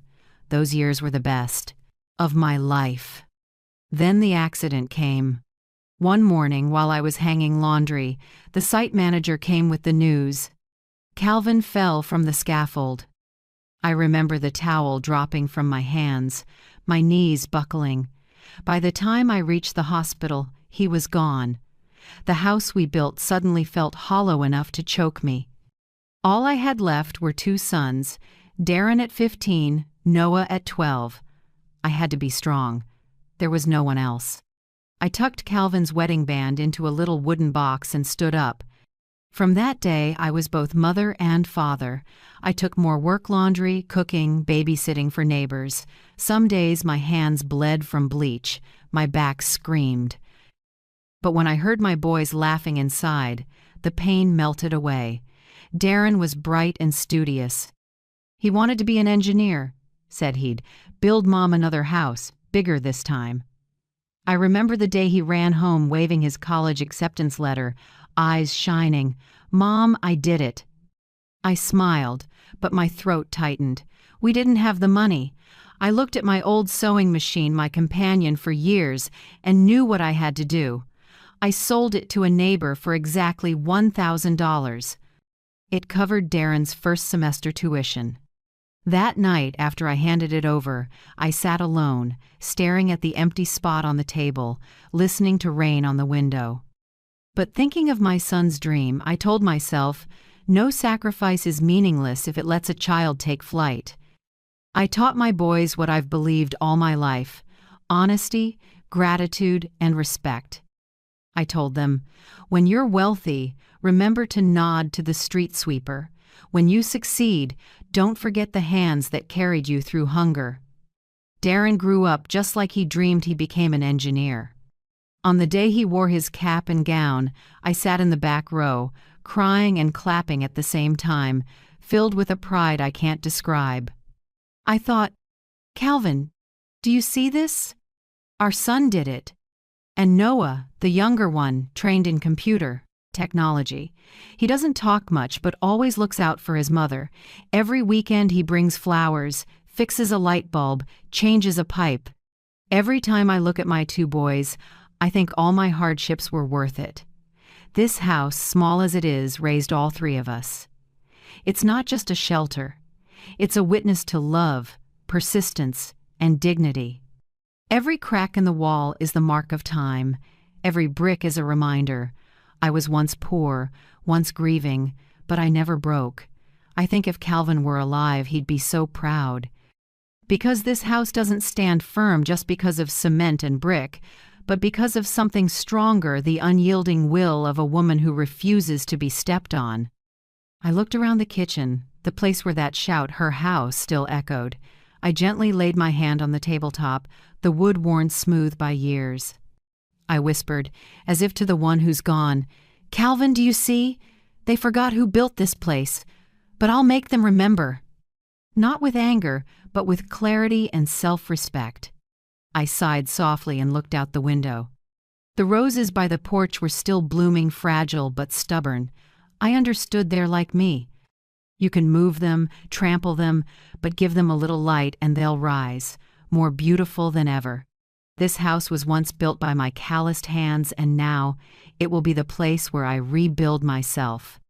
If anyone asked me when the roof started turning cold, I'd say, the day Rebecca walked in. My daughter-in-law, Rebecca Moore, 35, divorced, an accountant at a construction company in Richmond. The first day Darren brought her home, I saw something you can't hide in someone's eyes, a cold calculation wrapped in perfect sweetness. She walked into my home with just enough smiles, a soft voice, and compliments that sounded real but were hollow. "Oh, it's so cozy, Mrs. Loretta. Your apple pie smells amazing. Just like Christmas when I was little." But when her eyes scanned the room from the floral curtains I sewed, the old photo frames, to the rug Calvin once picked, I saw a quiet disdain. That look said more than words. Old. Tacky. Not worthy of me. Darren, of course, didn't notice. He looked at her the way a man in love does, like the whole world had shrunk to the woman standing there. I kept calm. I smiled, brought out pie, poured them tea. I thought maybe I was being too sensitive, maybe she was just out of place. But then Rebecca chuckled and said to Darren, "Babe, this place is cute, but so small. If we repaint and change the curtains, it'll look much brighter." I heard it clearly, but still smiled.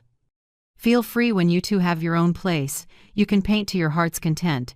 Here, everything's already familiar to me." Rebecca shrugged, sipped her tea, then gave Darren a meaningful look. I knew, from that second, the stranger had started marking territory. 3 months later, Darren announced the wedding. I was happy, truly happy. Every mother wants her child to be happy, and I'm no different. I picked out white fabric and sewed Darren a shirt myself, and I tucked $3,000, my entire rainy day savings, into an envelope as their wedding gift. Darren hugged me and thanked me, but Rebecca only smiled and said lightly, "Thanks, Mom. We'll use it to pay for the reception. We didn't really need you to cover anything, but hey, if it makes you feel included." It sounded polite, but it sank my heart. Not because of the money, but because of the way she said, "If it makes you feel included." I nodded and stayed quiet. I told myself, "It's fine. Your son's getting married, you have to be generous." After the wedding, they said they'd stay a few months to save for a house. I agreed right away. I thought the house was big enough, and having young people around might be nice. I even prepared a room for them, cleared a closet, washed the linens till they smelled fresh, and hung an extra wedding photo of theirs on the wall. I wanted Rebecca to feel welcome. I know being a daughter-in-law in someone else's home is never easy. I didn't realize those few months would open the door for a quiet storm that would tear through my home. On the first day they moved in, Rebecca arrived with a whole truckload of furniture. She came in directing Darren to shift the sofa, move the dining table, then said, "This corner needs a mirror. The light will bounce and make the room feel bigger."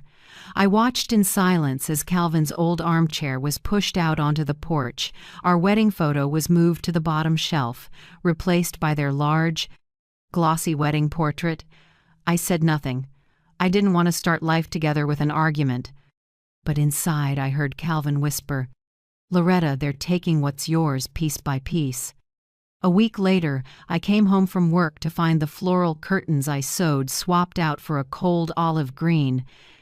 She spoke gently. "I think this color fits better, more modern, more elegant. Don't you like it, Mom?" I answered, "If someone had asked me first, I might like it more." Rebecca gave a thin smile. "I'm just trying to make you happy." "Didn't think you'd be so sensitive." Darren heard and jumped in right away. "She's only helping, Mom. Don't be so strict." That felt like a tiny knife sliding a little deeper. From then on, I felt myself slowly being pushed out of the owner's seat.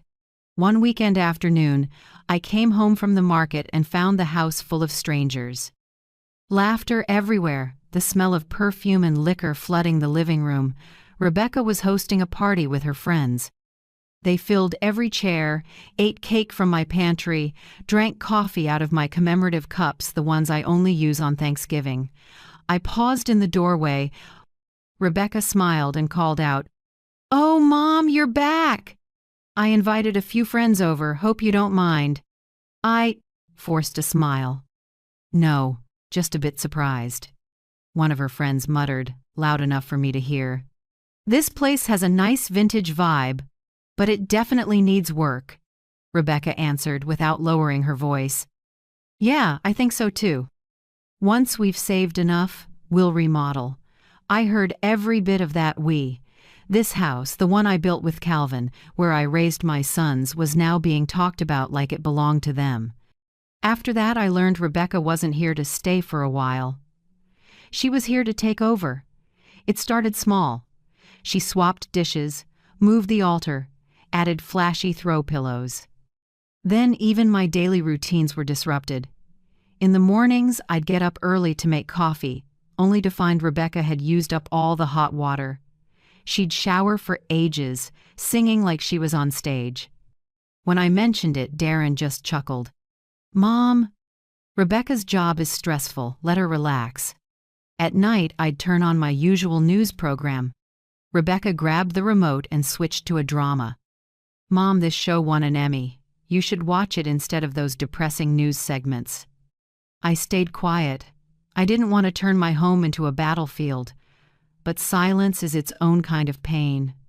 Once, Noah, the younger one, stopped by, and the moment he walked in, asked softly, "Mom, why does the living room look so different?" I just said, "Rebecca likes it that way." Noah looked around and murmured, "But this is your house." I smiled sadly. "Sometimes people forget that, son." One evening, while I set the table, Rebecca said to Darren, "I'm inviting coworkers over tomorrow night. Mom won't mind, right?" Then she turned to me, her voice sweet but fake. "Mom, I want everyone to see our beautiful house." I set the spoon down and looked straight at her. "Our house?" Rebecca gave a little laugh. "I mean, our home. We all live here." Darren squeezed her hand and said, "Mom, don't get hung up on words. Rebecca just has a different way of saying things. She truly loves you." I looked at the two of them and felt like I was standing between two worlds, one I built with blood and one that was pretending its way in, inch by inch. I didn't argue or scold. I just cleared the dishes, wiped the table, and told myself, people can take your seat, but they can't take your memories. What I didn't know was that Rebecca didn't just want a seat. She wanted the right to rule. And Darren, the son I thought would protect me, was helping her do it without even realizing. Those little phrases, "Don't be strict, Mom," "She's only trying to help, you need to adapt," each one was a small cut, slicing into the heart of a mother who gave up everything. I began to feel like a lost guest in the very home I built. And deep down, I knew. The storm hadn't stopped, it was just starting. Some mornings I'd wake up, walk into the kitchen, and need a few seconds to realize I was standing in my own house. Everything familiar had been distorted. The wooden dining table Calvin made was replaced with cold stone, the soft floral curtains swapped for trendy ash gray. The family photos I'd hung for more than 20 years were gone, replaced by shiny wedding portraits of Rebecca and Darren, smiling those empty smiles. I stood there, like someone lost in the place that used to be my breath. Rebecca ran everything without even trying to hide it. She decided the meals, the schedule, the very rhythm of the house. I used to wake at 5:30 a.m. to make coffee and water the plants, but now, the moment my footsteps sounded, Rebecca would open her door with a frown. "Could you wait until 7? "I need a little more sleep." I nodded and went back to my room, throat tight. In this house, I no longer had the right to rise early. At lunch, she swapped in unfamiliar dishes, salads, salmon, dark bread. I still cooked the traditional meals, pot roast or beans, but Rebecca always made a face. "Those are so greasy, Mom. Nobody eats like that anymore." Darren sat silent, nodding like it made perfect sense. I was slowly pushed out of the kitchen, the little world that was once mine. Rebecca said, "Mom, let me cook. I don't want you getting tired." But really, she didn't want me in her space. I stood in the doorway and watched her open cabinets, move bowls, rearrange the spice jars I'd labeled by hand. Everything got relabeled, reorganized, Rebecca's way. I no longer knew where the salt was. I couldn't even recognize the scents I used to know by heart. My kitchen, the one where I cooked for my husband and sons for decades, felt like a strange room in my own house. The living room wasn't mine anymore either. Rebecca started inviting friends every weekend, loud music, laughter filling the house. I usually sat in the corner chair to read, but she would say lightly, "Mom, could you go walk in the garden for a bit?" I need space to host. One March afternoon, when the cold wind still slipped through the window frames, I heard her say it again, sugar on her voice, ice in her tone. I didn't answer. I closed my book gently, set it on the table, and put on my coat to head outside. I sat on the steps and looked through the fogged-up window. Inside, they laughed and raised glasses, as if I were a boarder and not the owner. The room's light bounced off the mirror, and I caught my reflection, a silver-haired woman, small, hands trembling, pushed to the margins of her own life. On my 69th birthday, I thought at least Darren would remember. Every year he got me a cake, even just a small one from the corner shop. But that year I waited all morning, no one said a word. That evening Rebecca said, "Are you free tonight, Mom? We'll take you to dinner." I smiled a little. Late as it was, my heart warmed. But when the car stopped, I went cold. It was a cheap diner on the corner, the kind of place people eat quickly, not somewhere you celebrate a birthday. They ordered 2 meatloaf plates and 1 salad.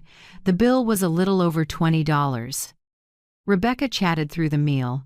Darren kept glancing at his phone. No cake, no candles, no birthday wishes. On the way home, she whispered to her husband, thinking I couldn't hear. "At least the obligation's done." That sentence slid into me like a cold knife. I stayed quiet all night. No tears, just my heart pulling tight, shrinking like a candle's flame about to go out. Darren started feeling like a stranger. He stopped asking if I was well, if I needed anything from the market. When I reached to help him mend a shirt, he said, "No need, Mom, Rebecca can sew." When I cooked his favorite dish, he ate only a few bites, then said, "I'm used to eating light now." "Don't go to the trouble, Mom." I looked at him, searching for myself in his eyes, and found only a cold emptiness. The boy who once hugged me and cried when his father died now spoke to me like I was a stranger. I used to think a mother's love could never fade. Turns out, if someone is shrewd enough, they can make a child believe his own mother is a burden. Rebecca didn't need to shout or argue. She just wore me down, bit by bit, until I backed out of everything on my own. I started eating alone. Their dinner was after 7 p.m., and I ate early so I wouldn't be in the way. Rebecca said, "Don't wait, Mom. I'll cook later for Darren." Then she made 2 separate portions and set the table with only 2 plates. I used to sit at the head of the table, where Calvin once sat across from me. Now that chair was always cleared away and replaced with a vase of flowers. I moved to the corner chair, ate quietly, and listened to them talk like a soundtrack that wasn't meant for me. Some days, when they had guests and I stepped out, Rebecca smiled. "Mom, why don't you get some fresh air in the garden? It's loud in here." I understood what she meant. I withdrew, like a housemaid who knows her place. Outside it was cold. I sat under the porch, listening to the wind whistle through the fence, watching the light spill from the house I used to call home. I missed Calvin so much it hurt. If he were alive, he would never let me go through this. But I also know if he were here, he'd say, "Loretta, don't let anyone take your dignity from you, not even your son. In all that loss, only the little garden was still mine." I tended the 15-year-old rosebush's flowers I planted for Calvin. Every morning before sunrise, I walked out with my old watering can, touching each bloom like I was touching a piece of memory. Every plant had its own story. The first one I planted on our 10th anniversary, a deep blood red. The second bloomed for the first time the year Calvin died. I called it Hope. Those pots were my friends, a reminder that life still lived in me, even as everything in this house withered. Rebecca didn't like the garden. She said the roses were an eyesore and a mess to clean. I just smiled. They're my friends. When there's no one left to talk to, I still have them. She shrugged and turned away, not bothering to hide her disgust, but I didn't need her to understand. I only needed that little garden where every rose knew I still existed. Sometimes Noah stopped by. He sensed the change, even though I said nothing. "Mom, you look thinner," he said, sadness flickering in his eyes. I only smiled. "I'm fine. Just a little tired from the weather." He looked around, noticed Calvin's photo was gone from the wall, and frowned slightly. "Why don't I see Dad's picture anymore?" I answered softly, "Rebecca likes things simple." I put it in my room. Noah was quiet for a long moment, then said quietly, "I don't like the way they treat you." I laid a hand on his shoulder. "Don't worry, everything will have to change, sooner or later." Every night, when they went upstairs, I sat alone by the window, watching moonlight fall across the garden. I heard the wind in the roses, as if Calvin were speaking to me. "You're still as strong as ever, Loretta." I nodded gently. Yes, I was still strong. But I also knew that if I kept staying silent, one day I'd disappear not from this house but from my own life, and I swore that would never happen. That day began like any other, quiet, damp, and carrying a hollow I couldn't name. I didn't know that within a few hours everything would change for good. I stepped into the garden at first light, old watering can in hand, ready to tend the rose bushes I'd cared for 15 years. The whole yard was still soaked with dew. The air was cool, the scent of blossoms faint and clean. The roses were in perfect bloom, fresh and bright red, as if trying to survive in a home that was slowly no longer mine. But when I reached the fence, my heart seized. All the rose pots were gone. Where they had stood, the place where Calvin once sat fixing a pipe, where I watched the sunrise, was empty. A few petals were scattered on the ground, bruised from being dragged. I rushed around the yard. Then I saw them crammed into a dark corner behind the garage where sunlight never reached. Right beside them sat a brand new coffee machine, its cord dangling like an intruder staking a claim. Rebecca stood there in a cream robe, a coffee cup in hand, sipping casually like she'd just done the right thing. I asked quietly, as calmly as I could, "Rebecca, who moved these rose pots?" She didn't look at me. "I did. This corner's more convenient. If we put the coffee machine in the sun, it'll break." I looked around the place where the roses used to catch morning light, where Calvin and I sat after long days. I kept my voice gentle. "They need Sunday. Here, they'll die."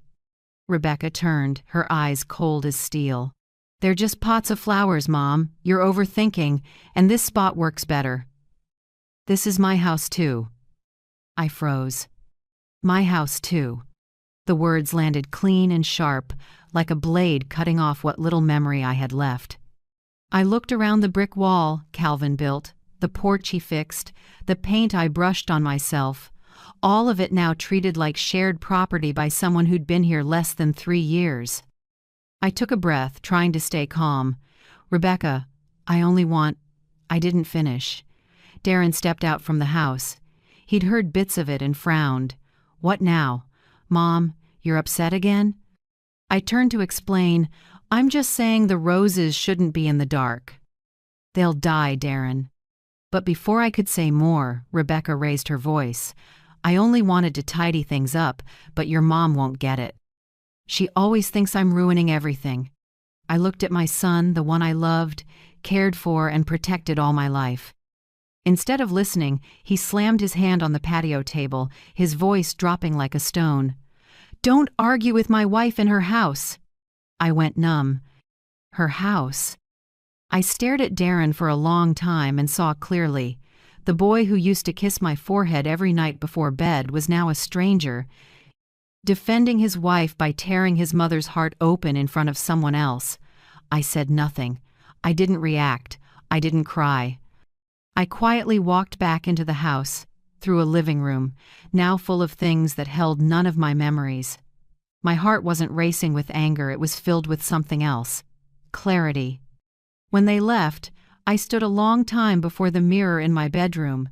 The face staring back showed my years, but the eyes were no longer weak. I realized I had given and kept giving until I lost myself. I opened the closet and took out an old leather bag. Inside were the house papers I'd guarded for years like treasure.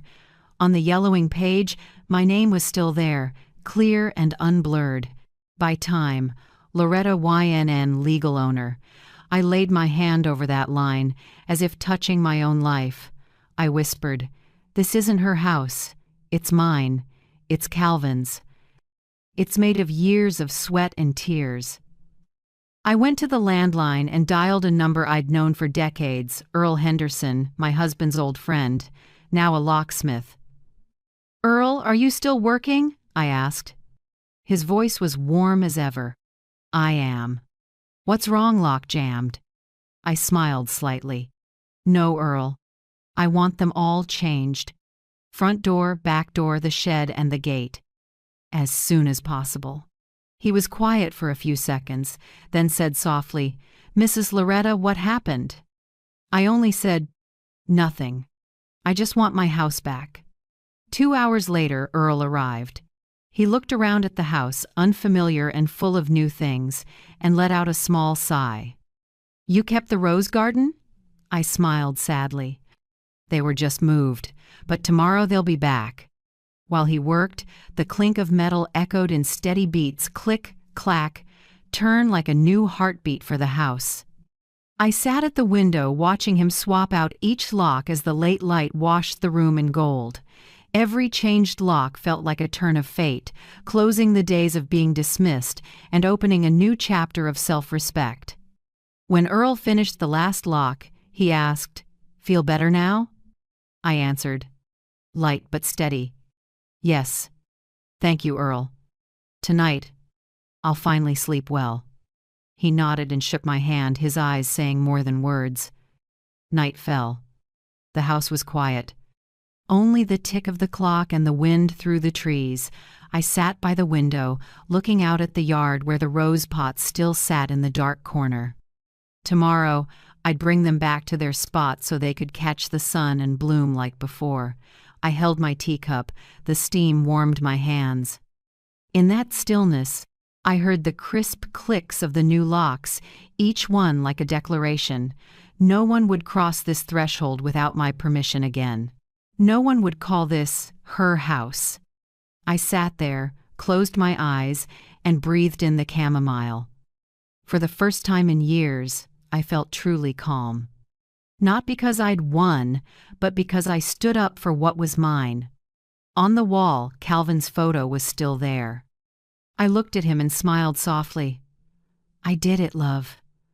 I'm not afraid anymore." Moonlight spilled onto the porch, glinting silver on the new locks. The house was still, but I could feel it breathing again, as if it too was relieved to be back in the hands of its rightful owner. I whispered, just for me to hear, "From now on, Loretta Wynne will not be thrown out of her own home." And that night, for the first time in years, I slept deeply. The sleep of a woman who just reclaimed her dignity and the keys to her life. That night, Richmond's sky felt heavy, thick with rain and electricity. I sat by the window, the curtains stirring, my cup of tea gone cold. The clock in the living room struck 1 a.m., right as I heard a car stop at the gate. 2 headlights swept across the brick wall, then went dark. A car door slammed, footsteps rushed, and Darren's voice rose in the yard, hoarse, sleepy, edged with anger. "Rebecca, Mom probably just forgot the outside lock. Hold on." I didn't move. I knew perfectly well this time I hadn't forgotten anything. A key slid into the lock, twisted, then stopped. A short silence, then Darren knocked. "Mom, open up." The lock stuck. No answer. Seconds later, Rebecca knocked harder, her voice rising. "Mrs. Loretta, can you hear us? Open the door." I stayed in the dark, peeking through the curtain. Under the streetlight, their faces were starting to show confusion. Darren tried the key again. The metal clacked like desperation knocking on the house itself. "Maybe she changed the locks," Rebecca said, voice trembling but still trying to sound proud. Darren frowned. "No way. Who would do that? Maybe to get back at us." She said it quietly, but I heard every word. I took a sip of cold tea. The chamomile was bitter on my tongue. They still didn't understand this wasn't retaliation, it was the end of my patience. 10 minutes later, the knocking turned into pounding. "Mom, open the door now!" Darren's voice screamed, laced with panic. "Are you crazy, Mom? We live here!" I stayed silent. I wanted them to feel the chill of distance, the loneliness of people who once looked down on others. Rebecca started yelling, "You think this is right? You're just making everyone see how pathetic you are." Then she burst into tears. Sobs, footsteps scraping the tile, the sprinkle of rain mixed in. I still didn't move. In the dark, I heard my heart beating slow and steady. Each beat was the rhythm of a quiet reckoning, not with words, not with tears, but with intentional silence. "We'll sleep in the car," Rebecca shouted after the pounding went nowhere. Darren said nothing. I knew he was thinking. He understood he had no rights here anymore. A moment later, I heard the engine start. Headlights flashed, cutting across the fence where the roses had been left in the dark corner. Then the car rolled away and disappeared into the night. The house fell still again. No more pounding. No more bitter words. Just me and the peace I'd bought with courage. I stood up and walked the house, touching each new lock, each closed door. No other hands could open them now, except mine. For the first time in years, I felt safe in my own home. I stepped onto the porch and took a long breath. The night air was cool, carrying the smell of earth and a faint drift of roses. I smiled softly. On the wooden swing Calvin built, I sat and looked at the fogged-up sky, took another sip of tea. Tonight, I wasn't afraid of being alone. I was afraid of the kind of endurance that makes people think you're weak. The next morning, I woke later than usual. The first light spilled through the window, so gentle it made everything look like a dream. I ate breakfast alone, toast and eggs, and brewed a cup of coffee. The coffee machine Rebecca had placed in the sun, I'd put away in the shed, along with the things she called trendy. As I was washing dishes, the phone rang. Darren's name lit up the screen. I let it ring 3 times before I picked up. His voice was tight, exhausted. "Mom, I'm sorry about last night. I just want to come in and grab our things. Rebecca needs clothes, papers. Can you open the door for a minute?" I dried my hands and answered evenly, "No, Darren. When there's an apology, I'll open the door." He went quiet for a few seconds. Then his voice turned cold. "Don't make me call the police." I chuckled lightly, not angry, just pitying. "The police? Go ahead if you want. But they'll ask whose name is on the deed." "And you already know the answer." A long silence. I heard heavy breathing on the other end. Then a click. He hung up.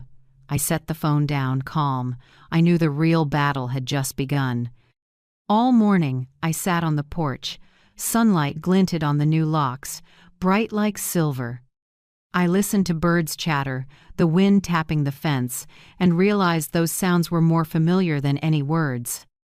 The house no longer echoed with arguments, no longer smelled like costly perfume drowning out old tea, no longer heard Rebecca's heels clacking down the hall like she owned the place.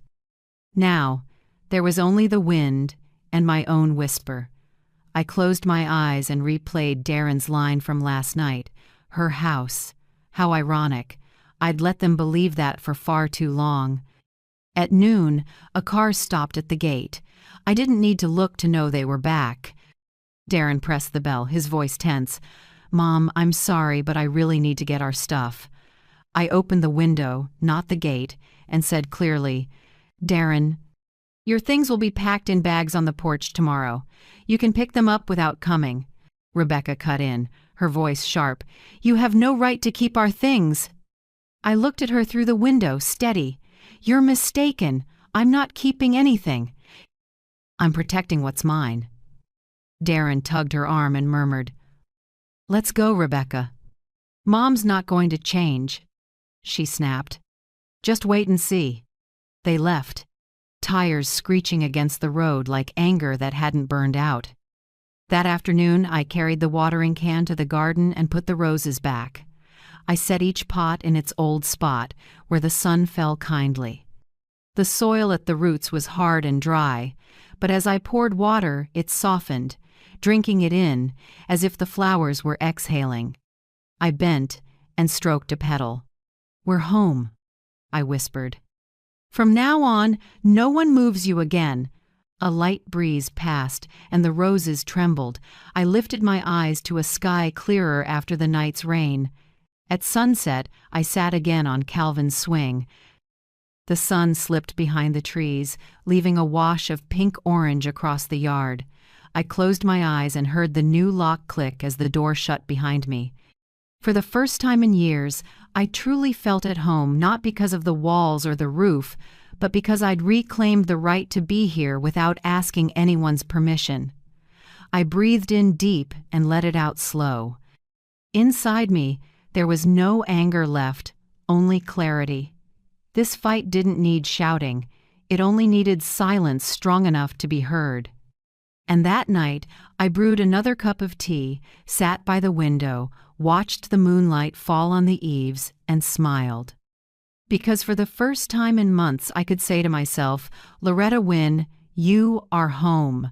3 days after Darren and Rebecca left, I still hadn't heard from them. The house was strangely quiet, no footsteps, no pointless fights. I made tea, turned on the radio, and felt as light as if I'd just dusted after a storm. I thought they'd call soon. But they stayed silent. And I wasn't in a hurry. Until a Sunday morning, the doorbell rang. Through the window, I saw a woman in a leather jacket and sunglasses, confident to the point of defiant. She looked around like she was appraising the place. When I opened the door, she gave a stiff smile. "Are you Loretta Wynne?" "I'm Alyssa Moore, Rebecca's sister." I nodded and motioned her in, already guessing why she'd come. Alyssa spoke before I could pour tea. "Rebecca asked me to talk. She says you're making things difficult." I arched a brow. "Difficult?" "Yes. She says you changed the locks, won't let them get their things, and said things that hurt Darren. I think at your age you should be a little more accommodating." Her voice was smooth, but every word dripped condescension. I answered calmly, "I just want peace in my own home. If that makes them uncomfortable, maybe they should review how they've been treating me." Alyssa sneered. "Or maybe you're jealous? My sister is young, educated, and knows how to live modern.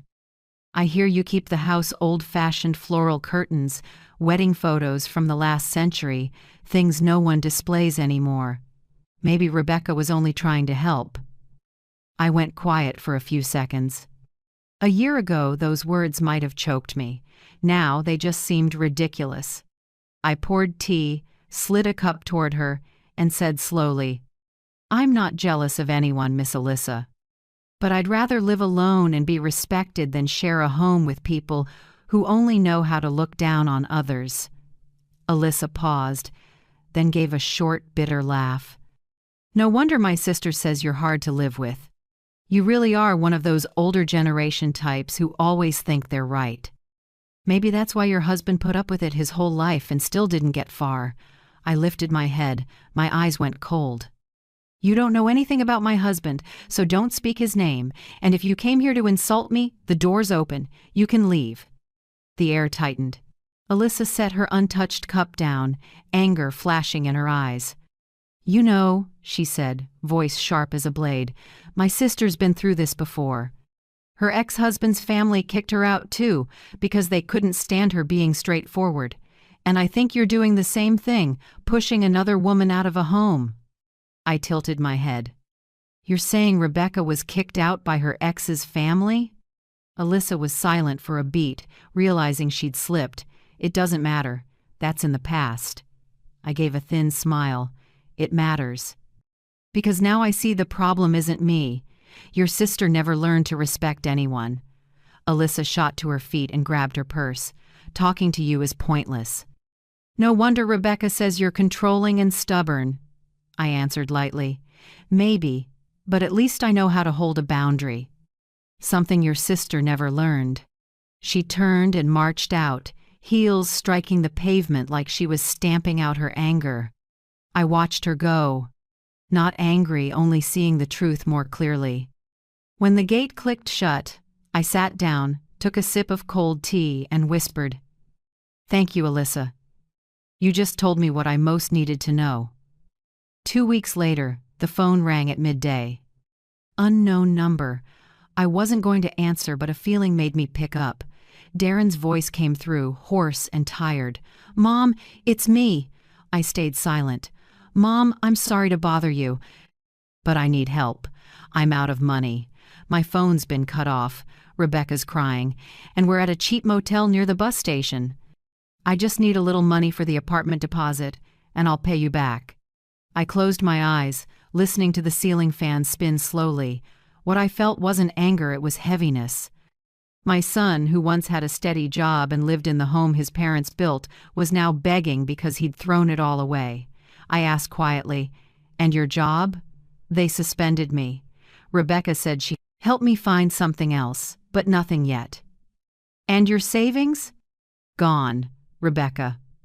Bought some essentials." I sat up straight. "Essentials like a $300 coffee machine?" I asked, even and cool. Darren went silent, only a long, shaky sigh. "Mom," his voice broke, "I know I was wrong. I'm just asking you to help once." I gripped the receiver, feeling both love and pain, but if I softened now, everything would go back to the way it was. I spoke slowly, each word clear. "Darren, if you had shown respect, you wouldn't have been thrown out of the place you once belonged to." The line went completely quiet. I heard something like a swallowed sob. Then his voice, small and thin, "Mom, I just want to come home," I answered. "This is still your home if you're humble enough to knock, not pound." I hung up. My hands shook a little, but inside I was strangely calm.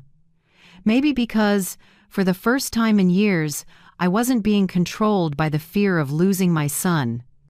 I knew that sometimes, the only way for a child to learn the biggest lesson is for a mother to let him endure. That night, heavy rain fell. I sat by the window and watched water trace long lines down the glass.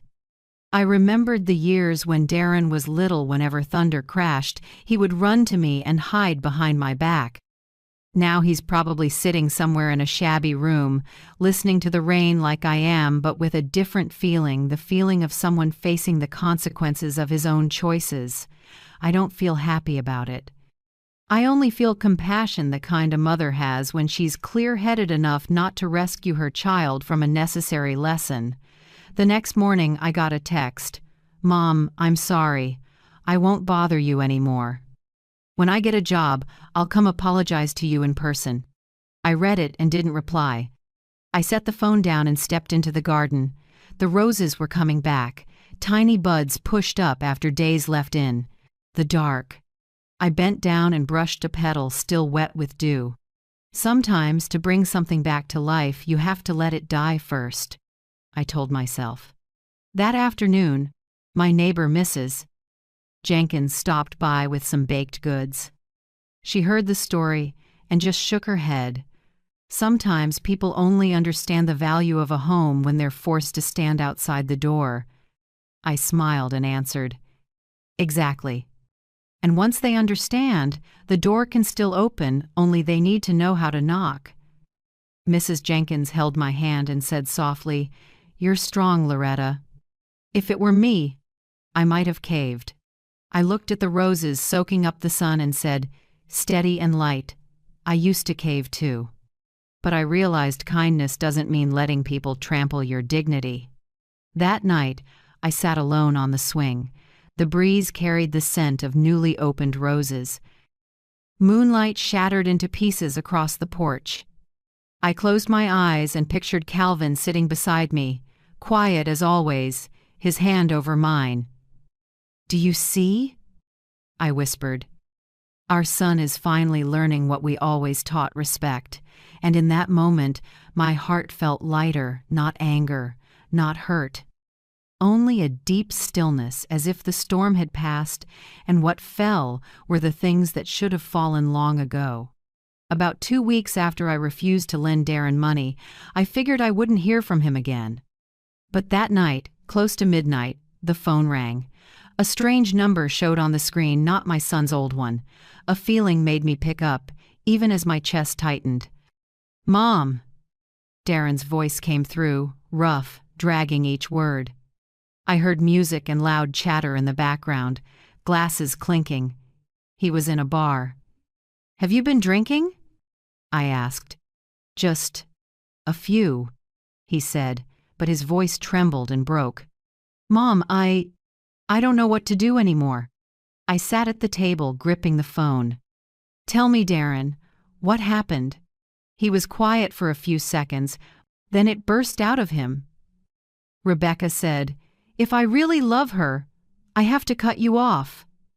I closed my eyes, not because I was surprised, but because I'd sensed this pain for a long time. The house, the silence, the petty fights, it all led to this moment. Still, hearing my own son say it felt like someone squeezing my heart, I said nothing for a while. On the line, there was only Darren's heavy breathing and pounding rock music. "Do you love her that much?" I asked gently, voice flat as a calm lake. I don't know anymore. Everything's a mess." "She says you hate her, that you never accepted her." I looked at an old frame on the shelf, a photo of Darren at 6, grinning next to his father in the backyard. I spoke slowly, one word at a time. "Darren, you grew up in this house. Have you ever seen me insult anyone under this roof?" Silence. So long I thought the line had dropped. Then I heard him sniff, choked up. "Never, Mom." "Then think about this. Someone who's never insulted anyone, why would she suddenly treat your wife badly? Or did someone make you see your mother differently?" I heard him gasp, then cry. He really cried the cry of a 32-year-old man who suddenly sounded like the 15-year-old boy he was when his father died. "I'm sorry, Mom. I was wrong. I don't know how I let it get this far." I gripped the phone tighter. Tears rose, but I swallowed them. "No, Darren," I said, calm as ever. "What's saddest isn't that you were wrong, it's that you haven't grown up. A real man doesn't need orders about whom to love or hate. You let your wife dictate how you treat your own mother, so are you a husband or a child being led around?" He was quiet with only muffled sobs. "Mom, I hurt you, I know, but Rebecca says she's exhausted, that you're always against her. She's exhausted because she can't control people the way she wants, Darren, and I'm exhausted from watching you abandon respect." My voice stayed even, though my hands shook not from anger, but from a heart fighting to stay firm. I took a deep breath and went on. "Listen to me. Tomorrow, get up early. Go to work and talk to your boss. Even if you have to start from scratch, you do it. You need to stand up, not drink and complain. And if you want to talk to me, come alone." "No, Rebecca, no apologies on her behalf. No," she said, "just you and me." Darren was silent for a long time. I heard a heavy sigh reel this time, like the alcohol was wearing off. "Do you think Rebecca doesn't love me anymore?" "I don't know," I said. "But I know this. Anyone who makes you cut off your family doesn't know how to love." I heard him choke up, then speak through the rain outside the bar. "Mom, I'm sorry. I just want you to know, I'm not happy. Even with Rebecca, I feel empty. I miss home." I closed my eyes. "Home is still here, Darren. But you'll have to walk through the door with respect, not shallow apologies. He didn't answer, just kept repeating, I'm sorry, until the cell signal blended with the rain and went dead. After I hung up, I sat frozen for a long time. The room was dark except for the streetlight painting yellow streaks across the old wall. I reached for the leather journal Calvin gave me before he died, the one where I keep what I want to save for myself. I opened to a new page, pen in hand but not writing yet. I looked at an old line. The day Calvin died, my hands shook. I smiled sadly, then wrote a new line. Tonight, my hands don't shake anymore. I set the pen down and closed the journal. Outside, the wind tapped the window frame. Inside me, there was no fear of being disliked, no gnawing over what was lost. I realized a mother's love isn't always an embrace. Sometimes it's letting go so a child can fall and stand up on his own. The next morning, the sky was clear. Early sunlight poured through the window, washing the old wooden table where coffee rings still stained the surface. I stepped into the kitchen, opened the cabinet, and took out another cup. But this time, I wasn't preparing for anyone else, just me. I made tea, added a slice of lemon, and let the scent drift through the kitchen. I sat down, watched the steam rise, and realized it was the first time in years I'd had tea without waiting for someone to come home. I thought of Calvin. If he were alive, he'd smile and say I'd finally learned how to love myself. I smiled back at the framed photo on the shelf and said softly, See, Calvin, I did it. My hands don't shake anymore. Then I took the first sip and let the warmth spread through me. Outside, the roses had burst open after the night's rain, each petal beaded with dew, trembling in the light, but still proud, still strong. I saw myself in them. I don't know when Darren will call again, or whether he'll come back. But I know this. If he does, he'll cross the threshold with the respect I've waited my whole life to receive. As for me, this morning I brewed one more cup just for myself, and it tasted sweeter than ever. 3 days passed since Darren called drunk. I wasn't waiting for another call anymore. Inside me, everything felt closed, not by hatred, but by a strange quiet. That morning, while I was making tea, the phone rang again. A strange number, but I knew who it was the moment I saw it. I answered and held the phone to my ear. Mrs. Wynne, it's me, Rebecca. Her voice was hoarse and tired, none of the sharpness or swagger of the woman who once gave orders in my kitchen. I said nothing and waited. Could you listen for a few minutes? I just want to apologize so we can end all this. I sat down and set the hot cup in front of me. She'd clearly been crying, but I didn't let feelings steer me. You want to apologize? I asked slowly. Then, start by listing exactly what you did wrong. Specifically, no vague talk. I heard shaky breathing on the line. Then Rebecca spoke, halting, each sentence heavy as it pushed through her throat. I moved your things without asking. I changed the curtains, put away your husband's photo. I talked back and told you to leave your own house. I stayed quiet until she finished. Her voice was raw and tired, but I didn't hear true remorse, just the erosion of desperation. You listed it right, I said, but I still haven't heard one thing. Why did you do all of it? A long silence, then a sigh, and her voice snagged. Because I couldn't stand Darren always talking about you. Every time we fought, he used you as an example. He said you were strong, kind, steady. I hated hearing it. I was jealous because he loves you more than me. That made me pause, not out of pity, out of surprise. I didn't expect her to be that honest, but her jealousy wasn't love. It was selfishness eating everything away. Rebecca, I said more softly, do you really love Darren? A stifled sob, then held back crying on the line. I think I do, but now I'm not sure. Maybe I only love the feeling of being needed. And when he turned toward you, I felt like I disappeared. I leaned back and looked out at the yard. The roses I'd trimmed yesterday still glistened, fresh as if they'd never wilted. I understood Rebecca's fear of being replaced, of not being enough, so she chose to ruin things to hold on to a warped kind of love. "Rebecca," I said slowly, "you didn't lose to me because of my age or because Darren loves his mother. You lost because you haven't learned to love anyone without pushing someone else down." She sobbed but didn't argue. I could hear her sniffing, breath shaking. After a few seconds, I went on, "I'll meet you. But just you, not Darren." "Meet me?" she said, startled, voice wavering. "Yes.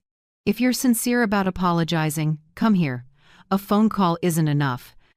You'll look me in the eye and say everything, not for me to forgive you, but for you to understand what you need to change if you want your life to start over." Rebecca was quiet for a long time. I heard her take a deep breath, then whisper, "When do you want me to come?" "This afternoon, 5 p.m., when the sun starts to fade. And come alone." "Okay." Her voice shrank. "Thank you." I didn't answer. I hung up. That afternoon, I set the living room table, brewed a pot of Earl Grey, and placed a chair across from mine. The house was quiet except for the clock ticking on the wall. I opened the window to let the breeze in, clearing the damp left by last night's rain. 15 minutes before the hour, I looked around the house, every brick, every frame, every small thing, each tied to my life with Calvin. Each one was the result of years of sweat and tears, of real love and stubborn resolve. I realized I'd never truly lost my place as the owner. I'd just let fear of losing my son take up that space in my heart. I took a long breath.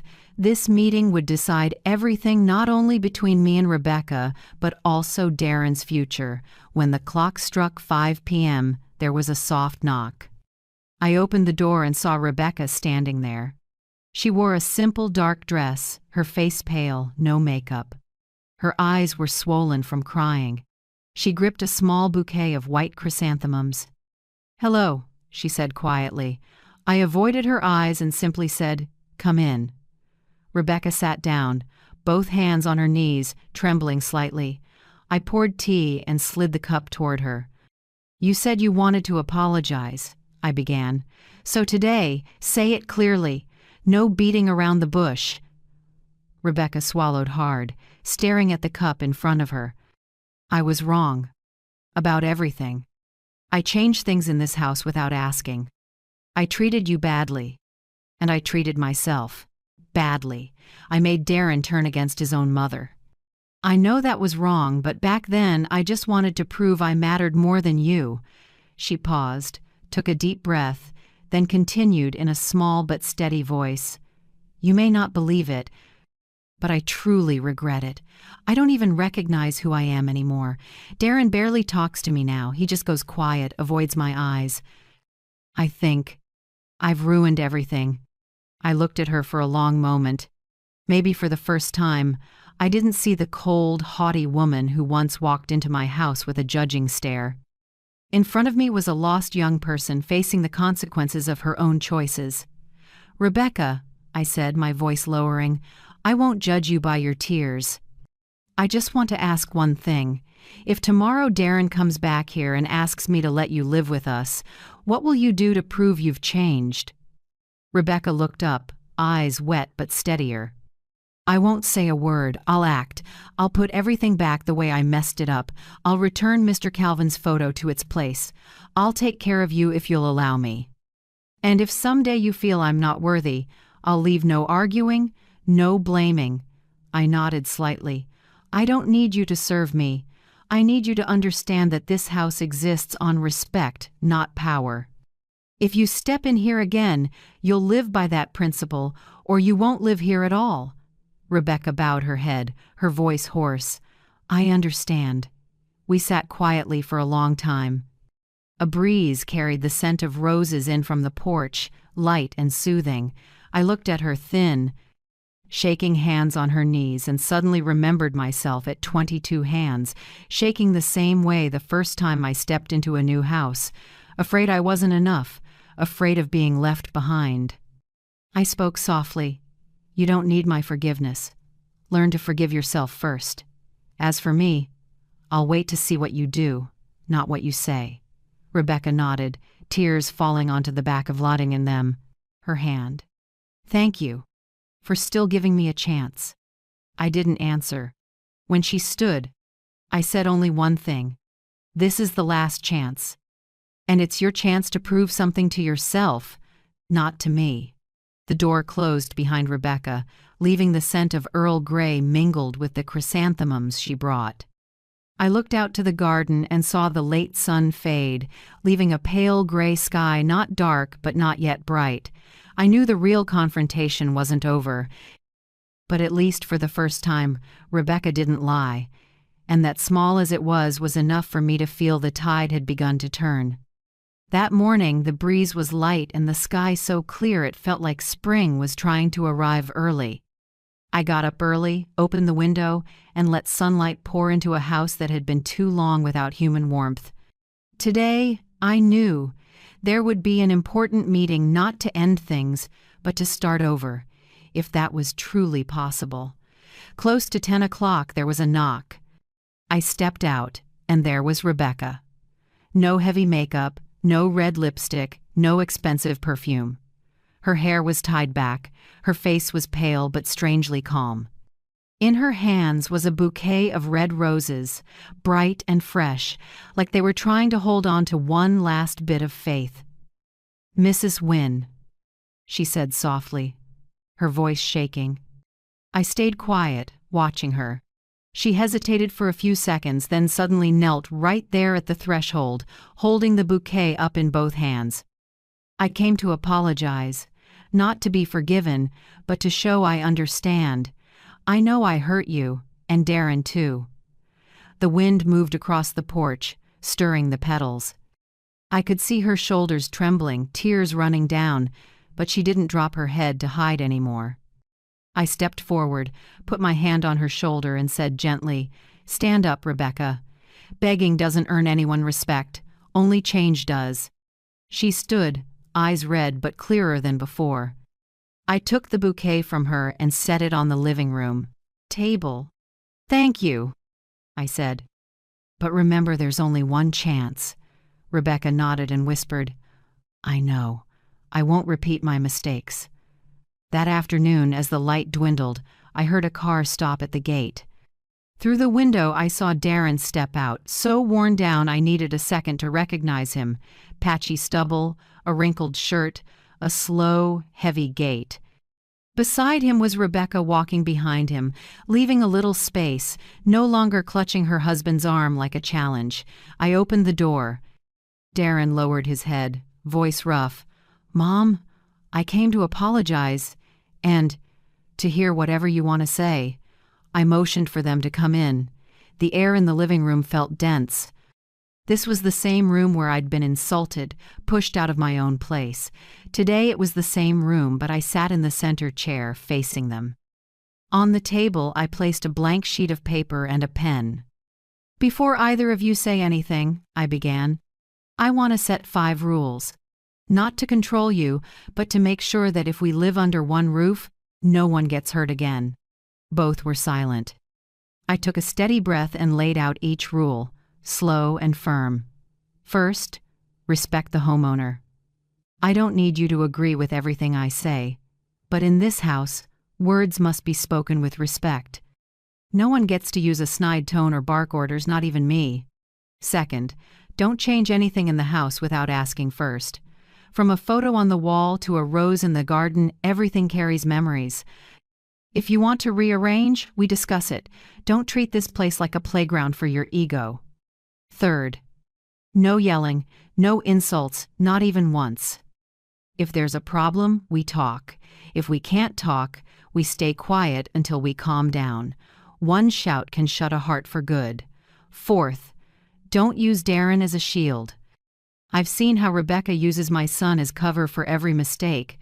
From now on, whoever does it owns it. Real love doesn't need a third person standing in the middle. Fifth, everyone contributes to this home with hands, not words. No one is here just to be served. We cook together, clean together, tend the garden together. If someone thinks that's beneath them, they don't deserve to live here."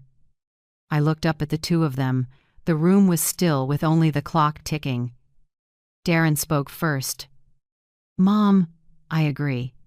I'm sorry for everything. I was blind. I let someone make me forget who you are, but now I remember. I won't make excuses." His voice was low, tired, but genuine. My eyes stung, but I kept steady. Rebecca bowed her head and spoke slowly. "I agree too. I apologized to you the other day, but today I want to say it again in front of my husband. I know I broke trust, but I want to rebuild it, no matter how long it takes." I looked at them for a long moment, then nodded. "Fine, but remember, words are just the start. I need actions." That evening, for the first time in months, my kitchen lights glowed. Darren rolled up his sleeves and washed vegetables. Rebecca boiled potatoes while I made Calvin's favorite chicken stew. Steam rose, and a warm smell filled the kitchen, blending with the tap of knives, the simmering pot, and a few soft laughs. No one talked much, but the air wasn't tense. When Darren spilled a little water, Rebecca didn't snap, she smiled. Watching that, I felt my heart soften like thick ice slowly melting under the first weak sunlight of spring. When the dishes were on the table, I sat down and looked at them both. "I don't know what tomorrow brings," I said, "but tonight we're eating together like a family. No past, no mistakes, just this meal." Darren lifted his glass of water and looked at me. "Thank you for not locking the door forever, Mom," Rebecca added softly. "And thank you for believing I can be different." I smiled. "It's not that I believe, it's that I'm giving you the chance to prove it. Trust has to be replanted little by little." We ate together. The stew tasted the same sweet broth, a touch of pepper, but tonight it had something extra, the flavor of forgiveness, of a family learning to breathe again after a storm. Outside, the streetlights came on. Warm yellow spilled through the window and lit the faces of 3 people around a table, not perfect, but real. I looked at them, then around the house that once rang with arguments, and felt something small but precious: peace. After we cleared the table, Darren asked, "Mom, can I help you work on the rose garden tomorrow?" I nodded with a smile. "Sure, but wear gloves. Those pots have thorns." Rebecca stood nearby and said quietly, "If it's okay, I'd like to help too. I want to learn to care for them the way you do." I turned to her, no longer with bitterness in my eyes. "Okay. But remember, flowers only bloom when they're tended with a true heart." She nodded, her lips trembling slightly. Darren took her hand, gratitude in his eyes. I looked out at the porch, soft yellow light spreading over the old brick. This house had weathered so many months of tears and sharp words, but now there was only that gentle glow. I whispered, as if speaking to Calvin, "Look, the house is bright again. Not perfect, but it's still home." And in that moment, I knew. The storm had truly passed. Time moved faster than I expected. 6 months after that first dinner we shared post-storm, the house had its old rhythm back, different, deeper, steadier, and more peaceful. I remember clearly the first morning after our new pact. Rebecca woke early and came into the kitchen while I was about to make tea. She tapped lightly on the doorframe and asked in a small, sincere voice, "Mom, I want to change the curtains in the dining room. I'm asking first, would you be okay with that?" Such a simple question, but to me it felt like the first bell of real change. I looked at her and nodded. "Yes, but keep the old curtains. They're part of my and Calvin's memories." She smiled, didn't argue, just said softly, "I understand." From then on, Rebecca kept her word bit by bit. No more orders, no more touching things without asking. In the mornings, she swept the porch and wiped the table. In the afternoons, she helped me cook, washed dishes, and tidied the kitchen. At first, she moved awkwardly, but I didn't criticize. I let her learn, and she truly tried. Once, when I reminded her she'd put the dishes in the wrong place, Rebecca just smiled without arguing. I'm still learning. Keep telling me. I won't take it the wrong way. I looked at her and heard no trace of the old sharpness of someone who wanted to win with words. Maybe she had learned that respect doesn't make you smaller, it lets you stand steadier. Darren changed too. He didn't avoid things anymore. In the mornings before work, he'd stop by the kitchen and ask if I needed help. I'd just smile and hand him a lunchbox. Just do your job well. I saw something in his eyes. I thought I'd lost. Calm and confidence.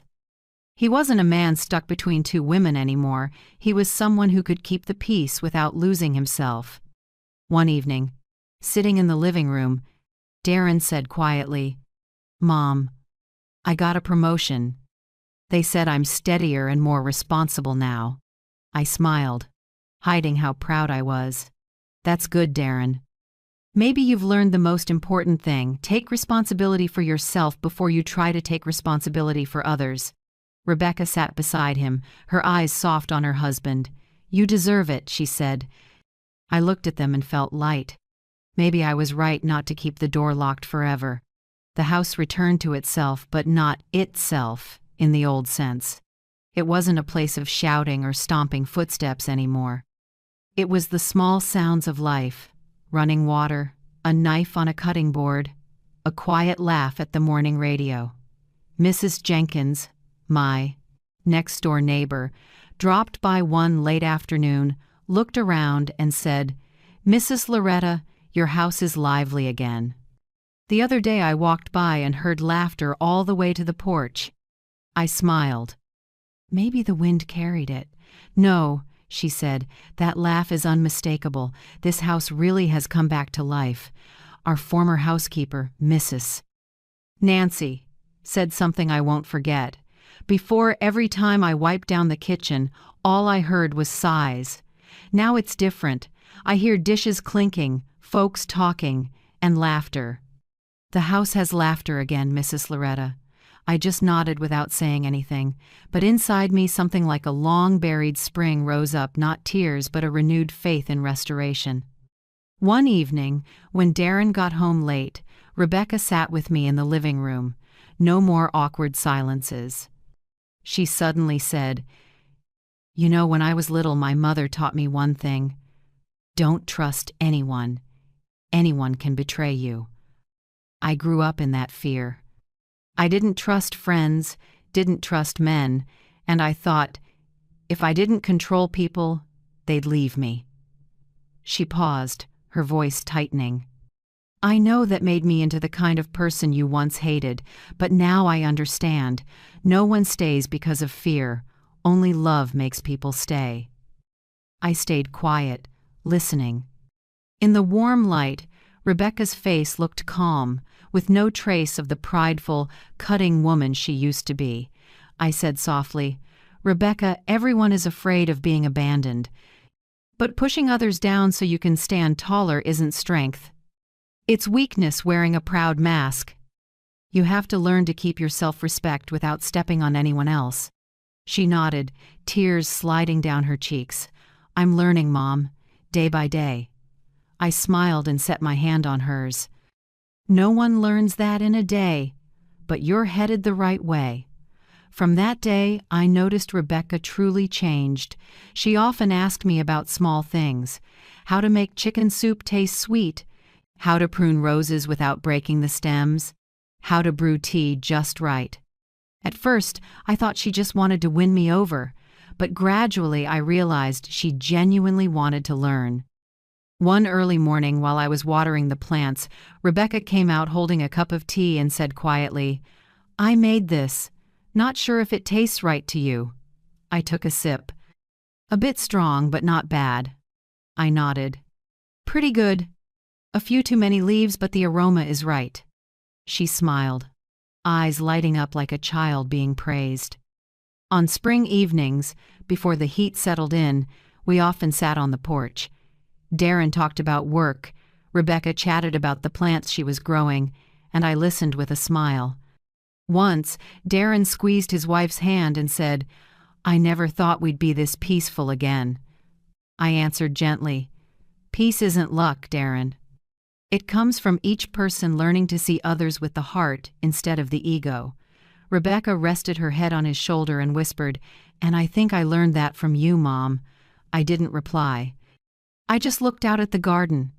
The roses were blooming evenly, their scent threading through the leaves, light as breath. Calvin used to say, "When a house has laughter and the smell of flowers, it means things are back where they belong." I smiled softly and murmured to myself, "Finally, everything is back in its place." Sometimes, standing in front of the mirror, I saw a woman with gray hair but bright eyes and a steady heart. I was no longer the weak mother pushed out of her own kitchen. I was the keeper of the fire in this home, and this time it burned with understanding, not victory. In the last 6 months, I relearned how to be a mother. Rebecca relearned how to be a daughter-in-law, Darren relearned how to be a husband and a son, and the 3 of us relearned how to be a family. Peace doesn't come from deciding who's right and who's wrong. It comes when people sit down and listen with their hearts. I stood by the window, watched the sunlight spill across the roses, and felt something rise in me that words couldn't capture. True peace had returned. That summer arrived gently. The sunlight wasn't harsh. It stretched across the porch like a warm blanket, soft and easy. I stood in the garden with pruning shears in hand, the scent of roses floating everywhere. The pots that once wilted in a dark corner now bloomed, bright and proud like me, after so many stormy months. Rebecca was hanging laundry in the backyard, hair tied back, face sun-kissed. She looked up, caught my eye, and smiled. It wasn't stiff anymore. No hidden edges, just the honest smile of someone who knows she's where she belongs. I nodded back. Darren came out of the kitchen door with a glass of lemonade and set it in my hand. "Mom, it's hot. Drink this. Rebecca and I just finished planning the porch repair. I'll call the contractor next week." I smiled. "Okay, but remember to ask before you change anything." He laughed, warm. "Of course, Mom." The 3 of us sat on the porch together. The breeze moved through the trees, cicadas droned, and sunlight flickered through the leaves, reflecting on faces a little worn but peaceful. I watched Darren wipe his wife's brow and Rebecca rest her hand on his shoulder, and it struck me what I'd been waiting for wasn't perfection, but this simple moment. That night, I wrote in my journal. The fresh page trembled a bit under my pen, but the lines were steady. "Today, the house truly came back to life," I wrote. No more arguments, no more contemptuous glances, just laughter, the clink of dishes, and the smell of food filling the kitchen. I set down the pen and looked around the room. Our wedding photo, mine and Calvin's, had been rehung by Rebecca in its old place, right in the center of the living room. The warm light fell on his face, and it felt like he was looking at me, smiling. I said softly, "Finally, I kept this home not just with keys, but with love." Time passed, and we fell into a habit of sitting together every evening. Sometimes it was late tea, sometimes just a few bits of small talk. I told Rebecca old stories about Calvin, how he worked construction, always came home late, but never forgot to bring me a peppermint candy. She listened closely, eyes damp, then said, "I wish I'd known him. Maybe I would have learned how to love sooner." I smiled. "It's never too late, Rebecca. What matters is you started." She squeezed my hand, the hand that had once been hard and cold like metal, now softer, warmer. In that touch, I saw a woman changing day by day. And I understood forgiveness doesn't make you weak. It makes you free. Another evening, as dusk fell, Darren brought out 2 wooden chairs and set them on the porch. "Mom, come sit with me." "The sunset's beautiful." I sat beside him. The sun was sinking slow behind the distant hills, washing the sky in bright orange. From the kitchen came the sound of a pan sizzling as Rebecca cooked. It reminded me of years long gone when Calvin and I sat just like this, watching the evening fade without a word. "You know, Darren," I said softly, "I once thought I'd never feel this kind of peace again. But it turns out peace doesn't come from circumstances. It comes when people learn to stop hurting each other." Darren nodded, silent, eyes far away.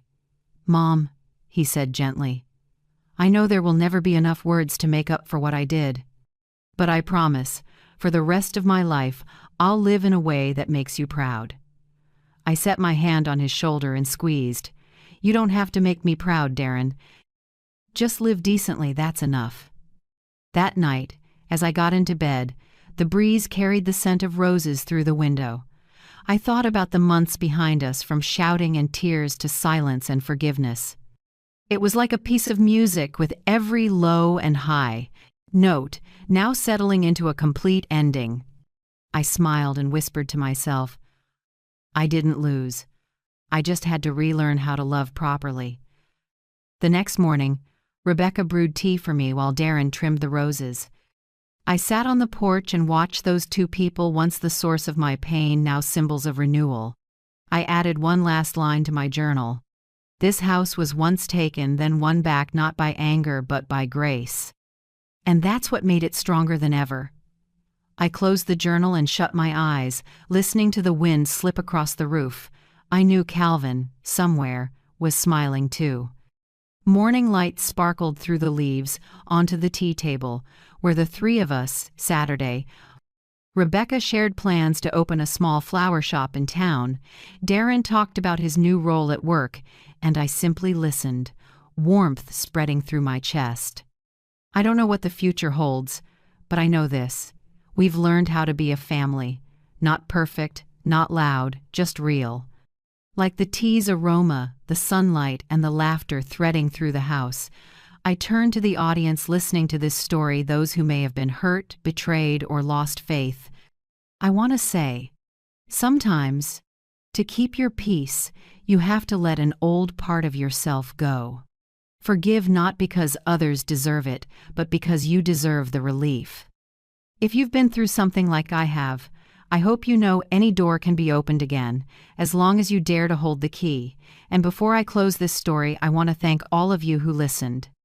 Thank you for giving your time to a woman like me, to this small journey of courage and love. I'd love to know where you're watching from. Leave a comment and share. If this story touched your heart, please like, subscribe, and stay for the next ones. I promise we'll meet again on golden afternoons where those once hurt find themselves in the gentle light of grace.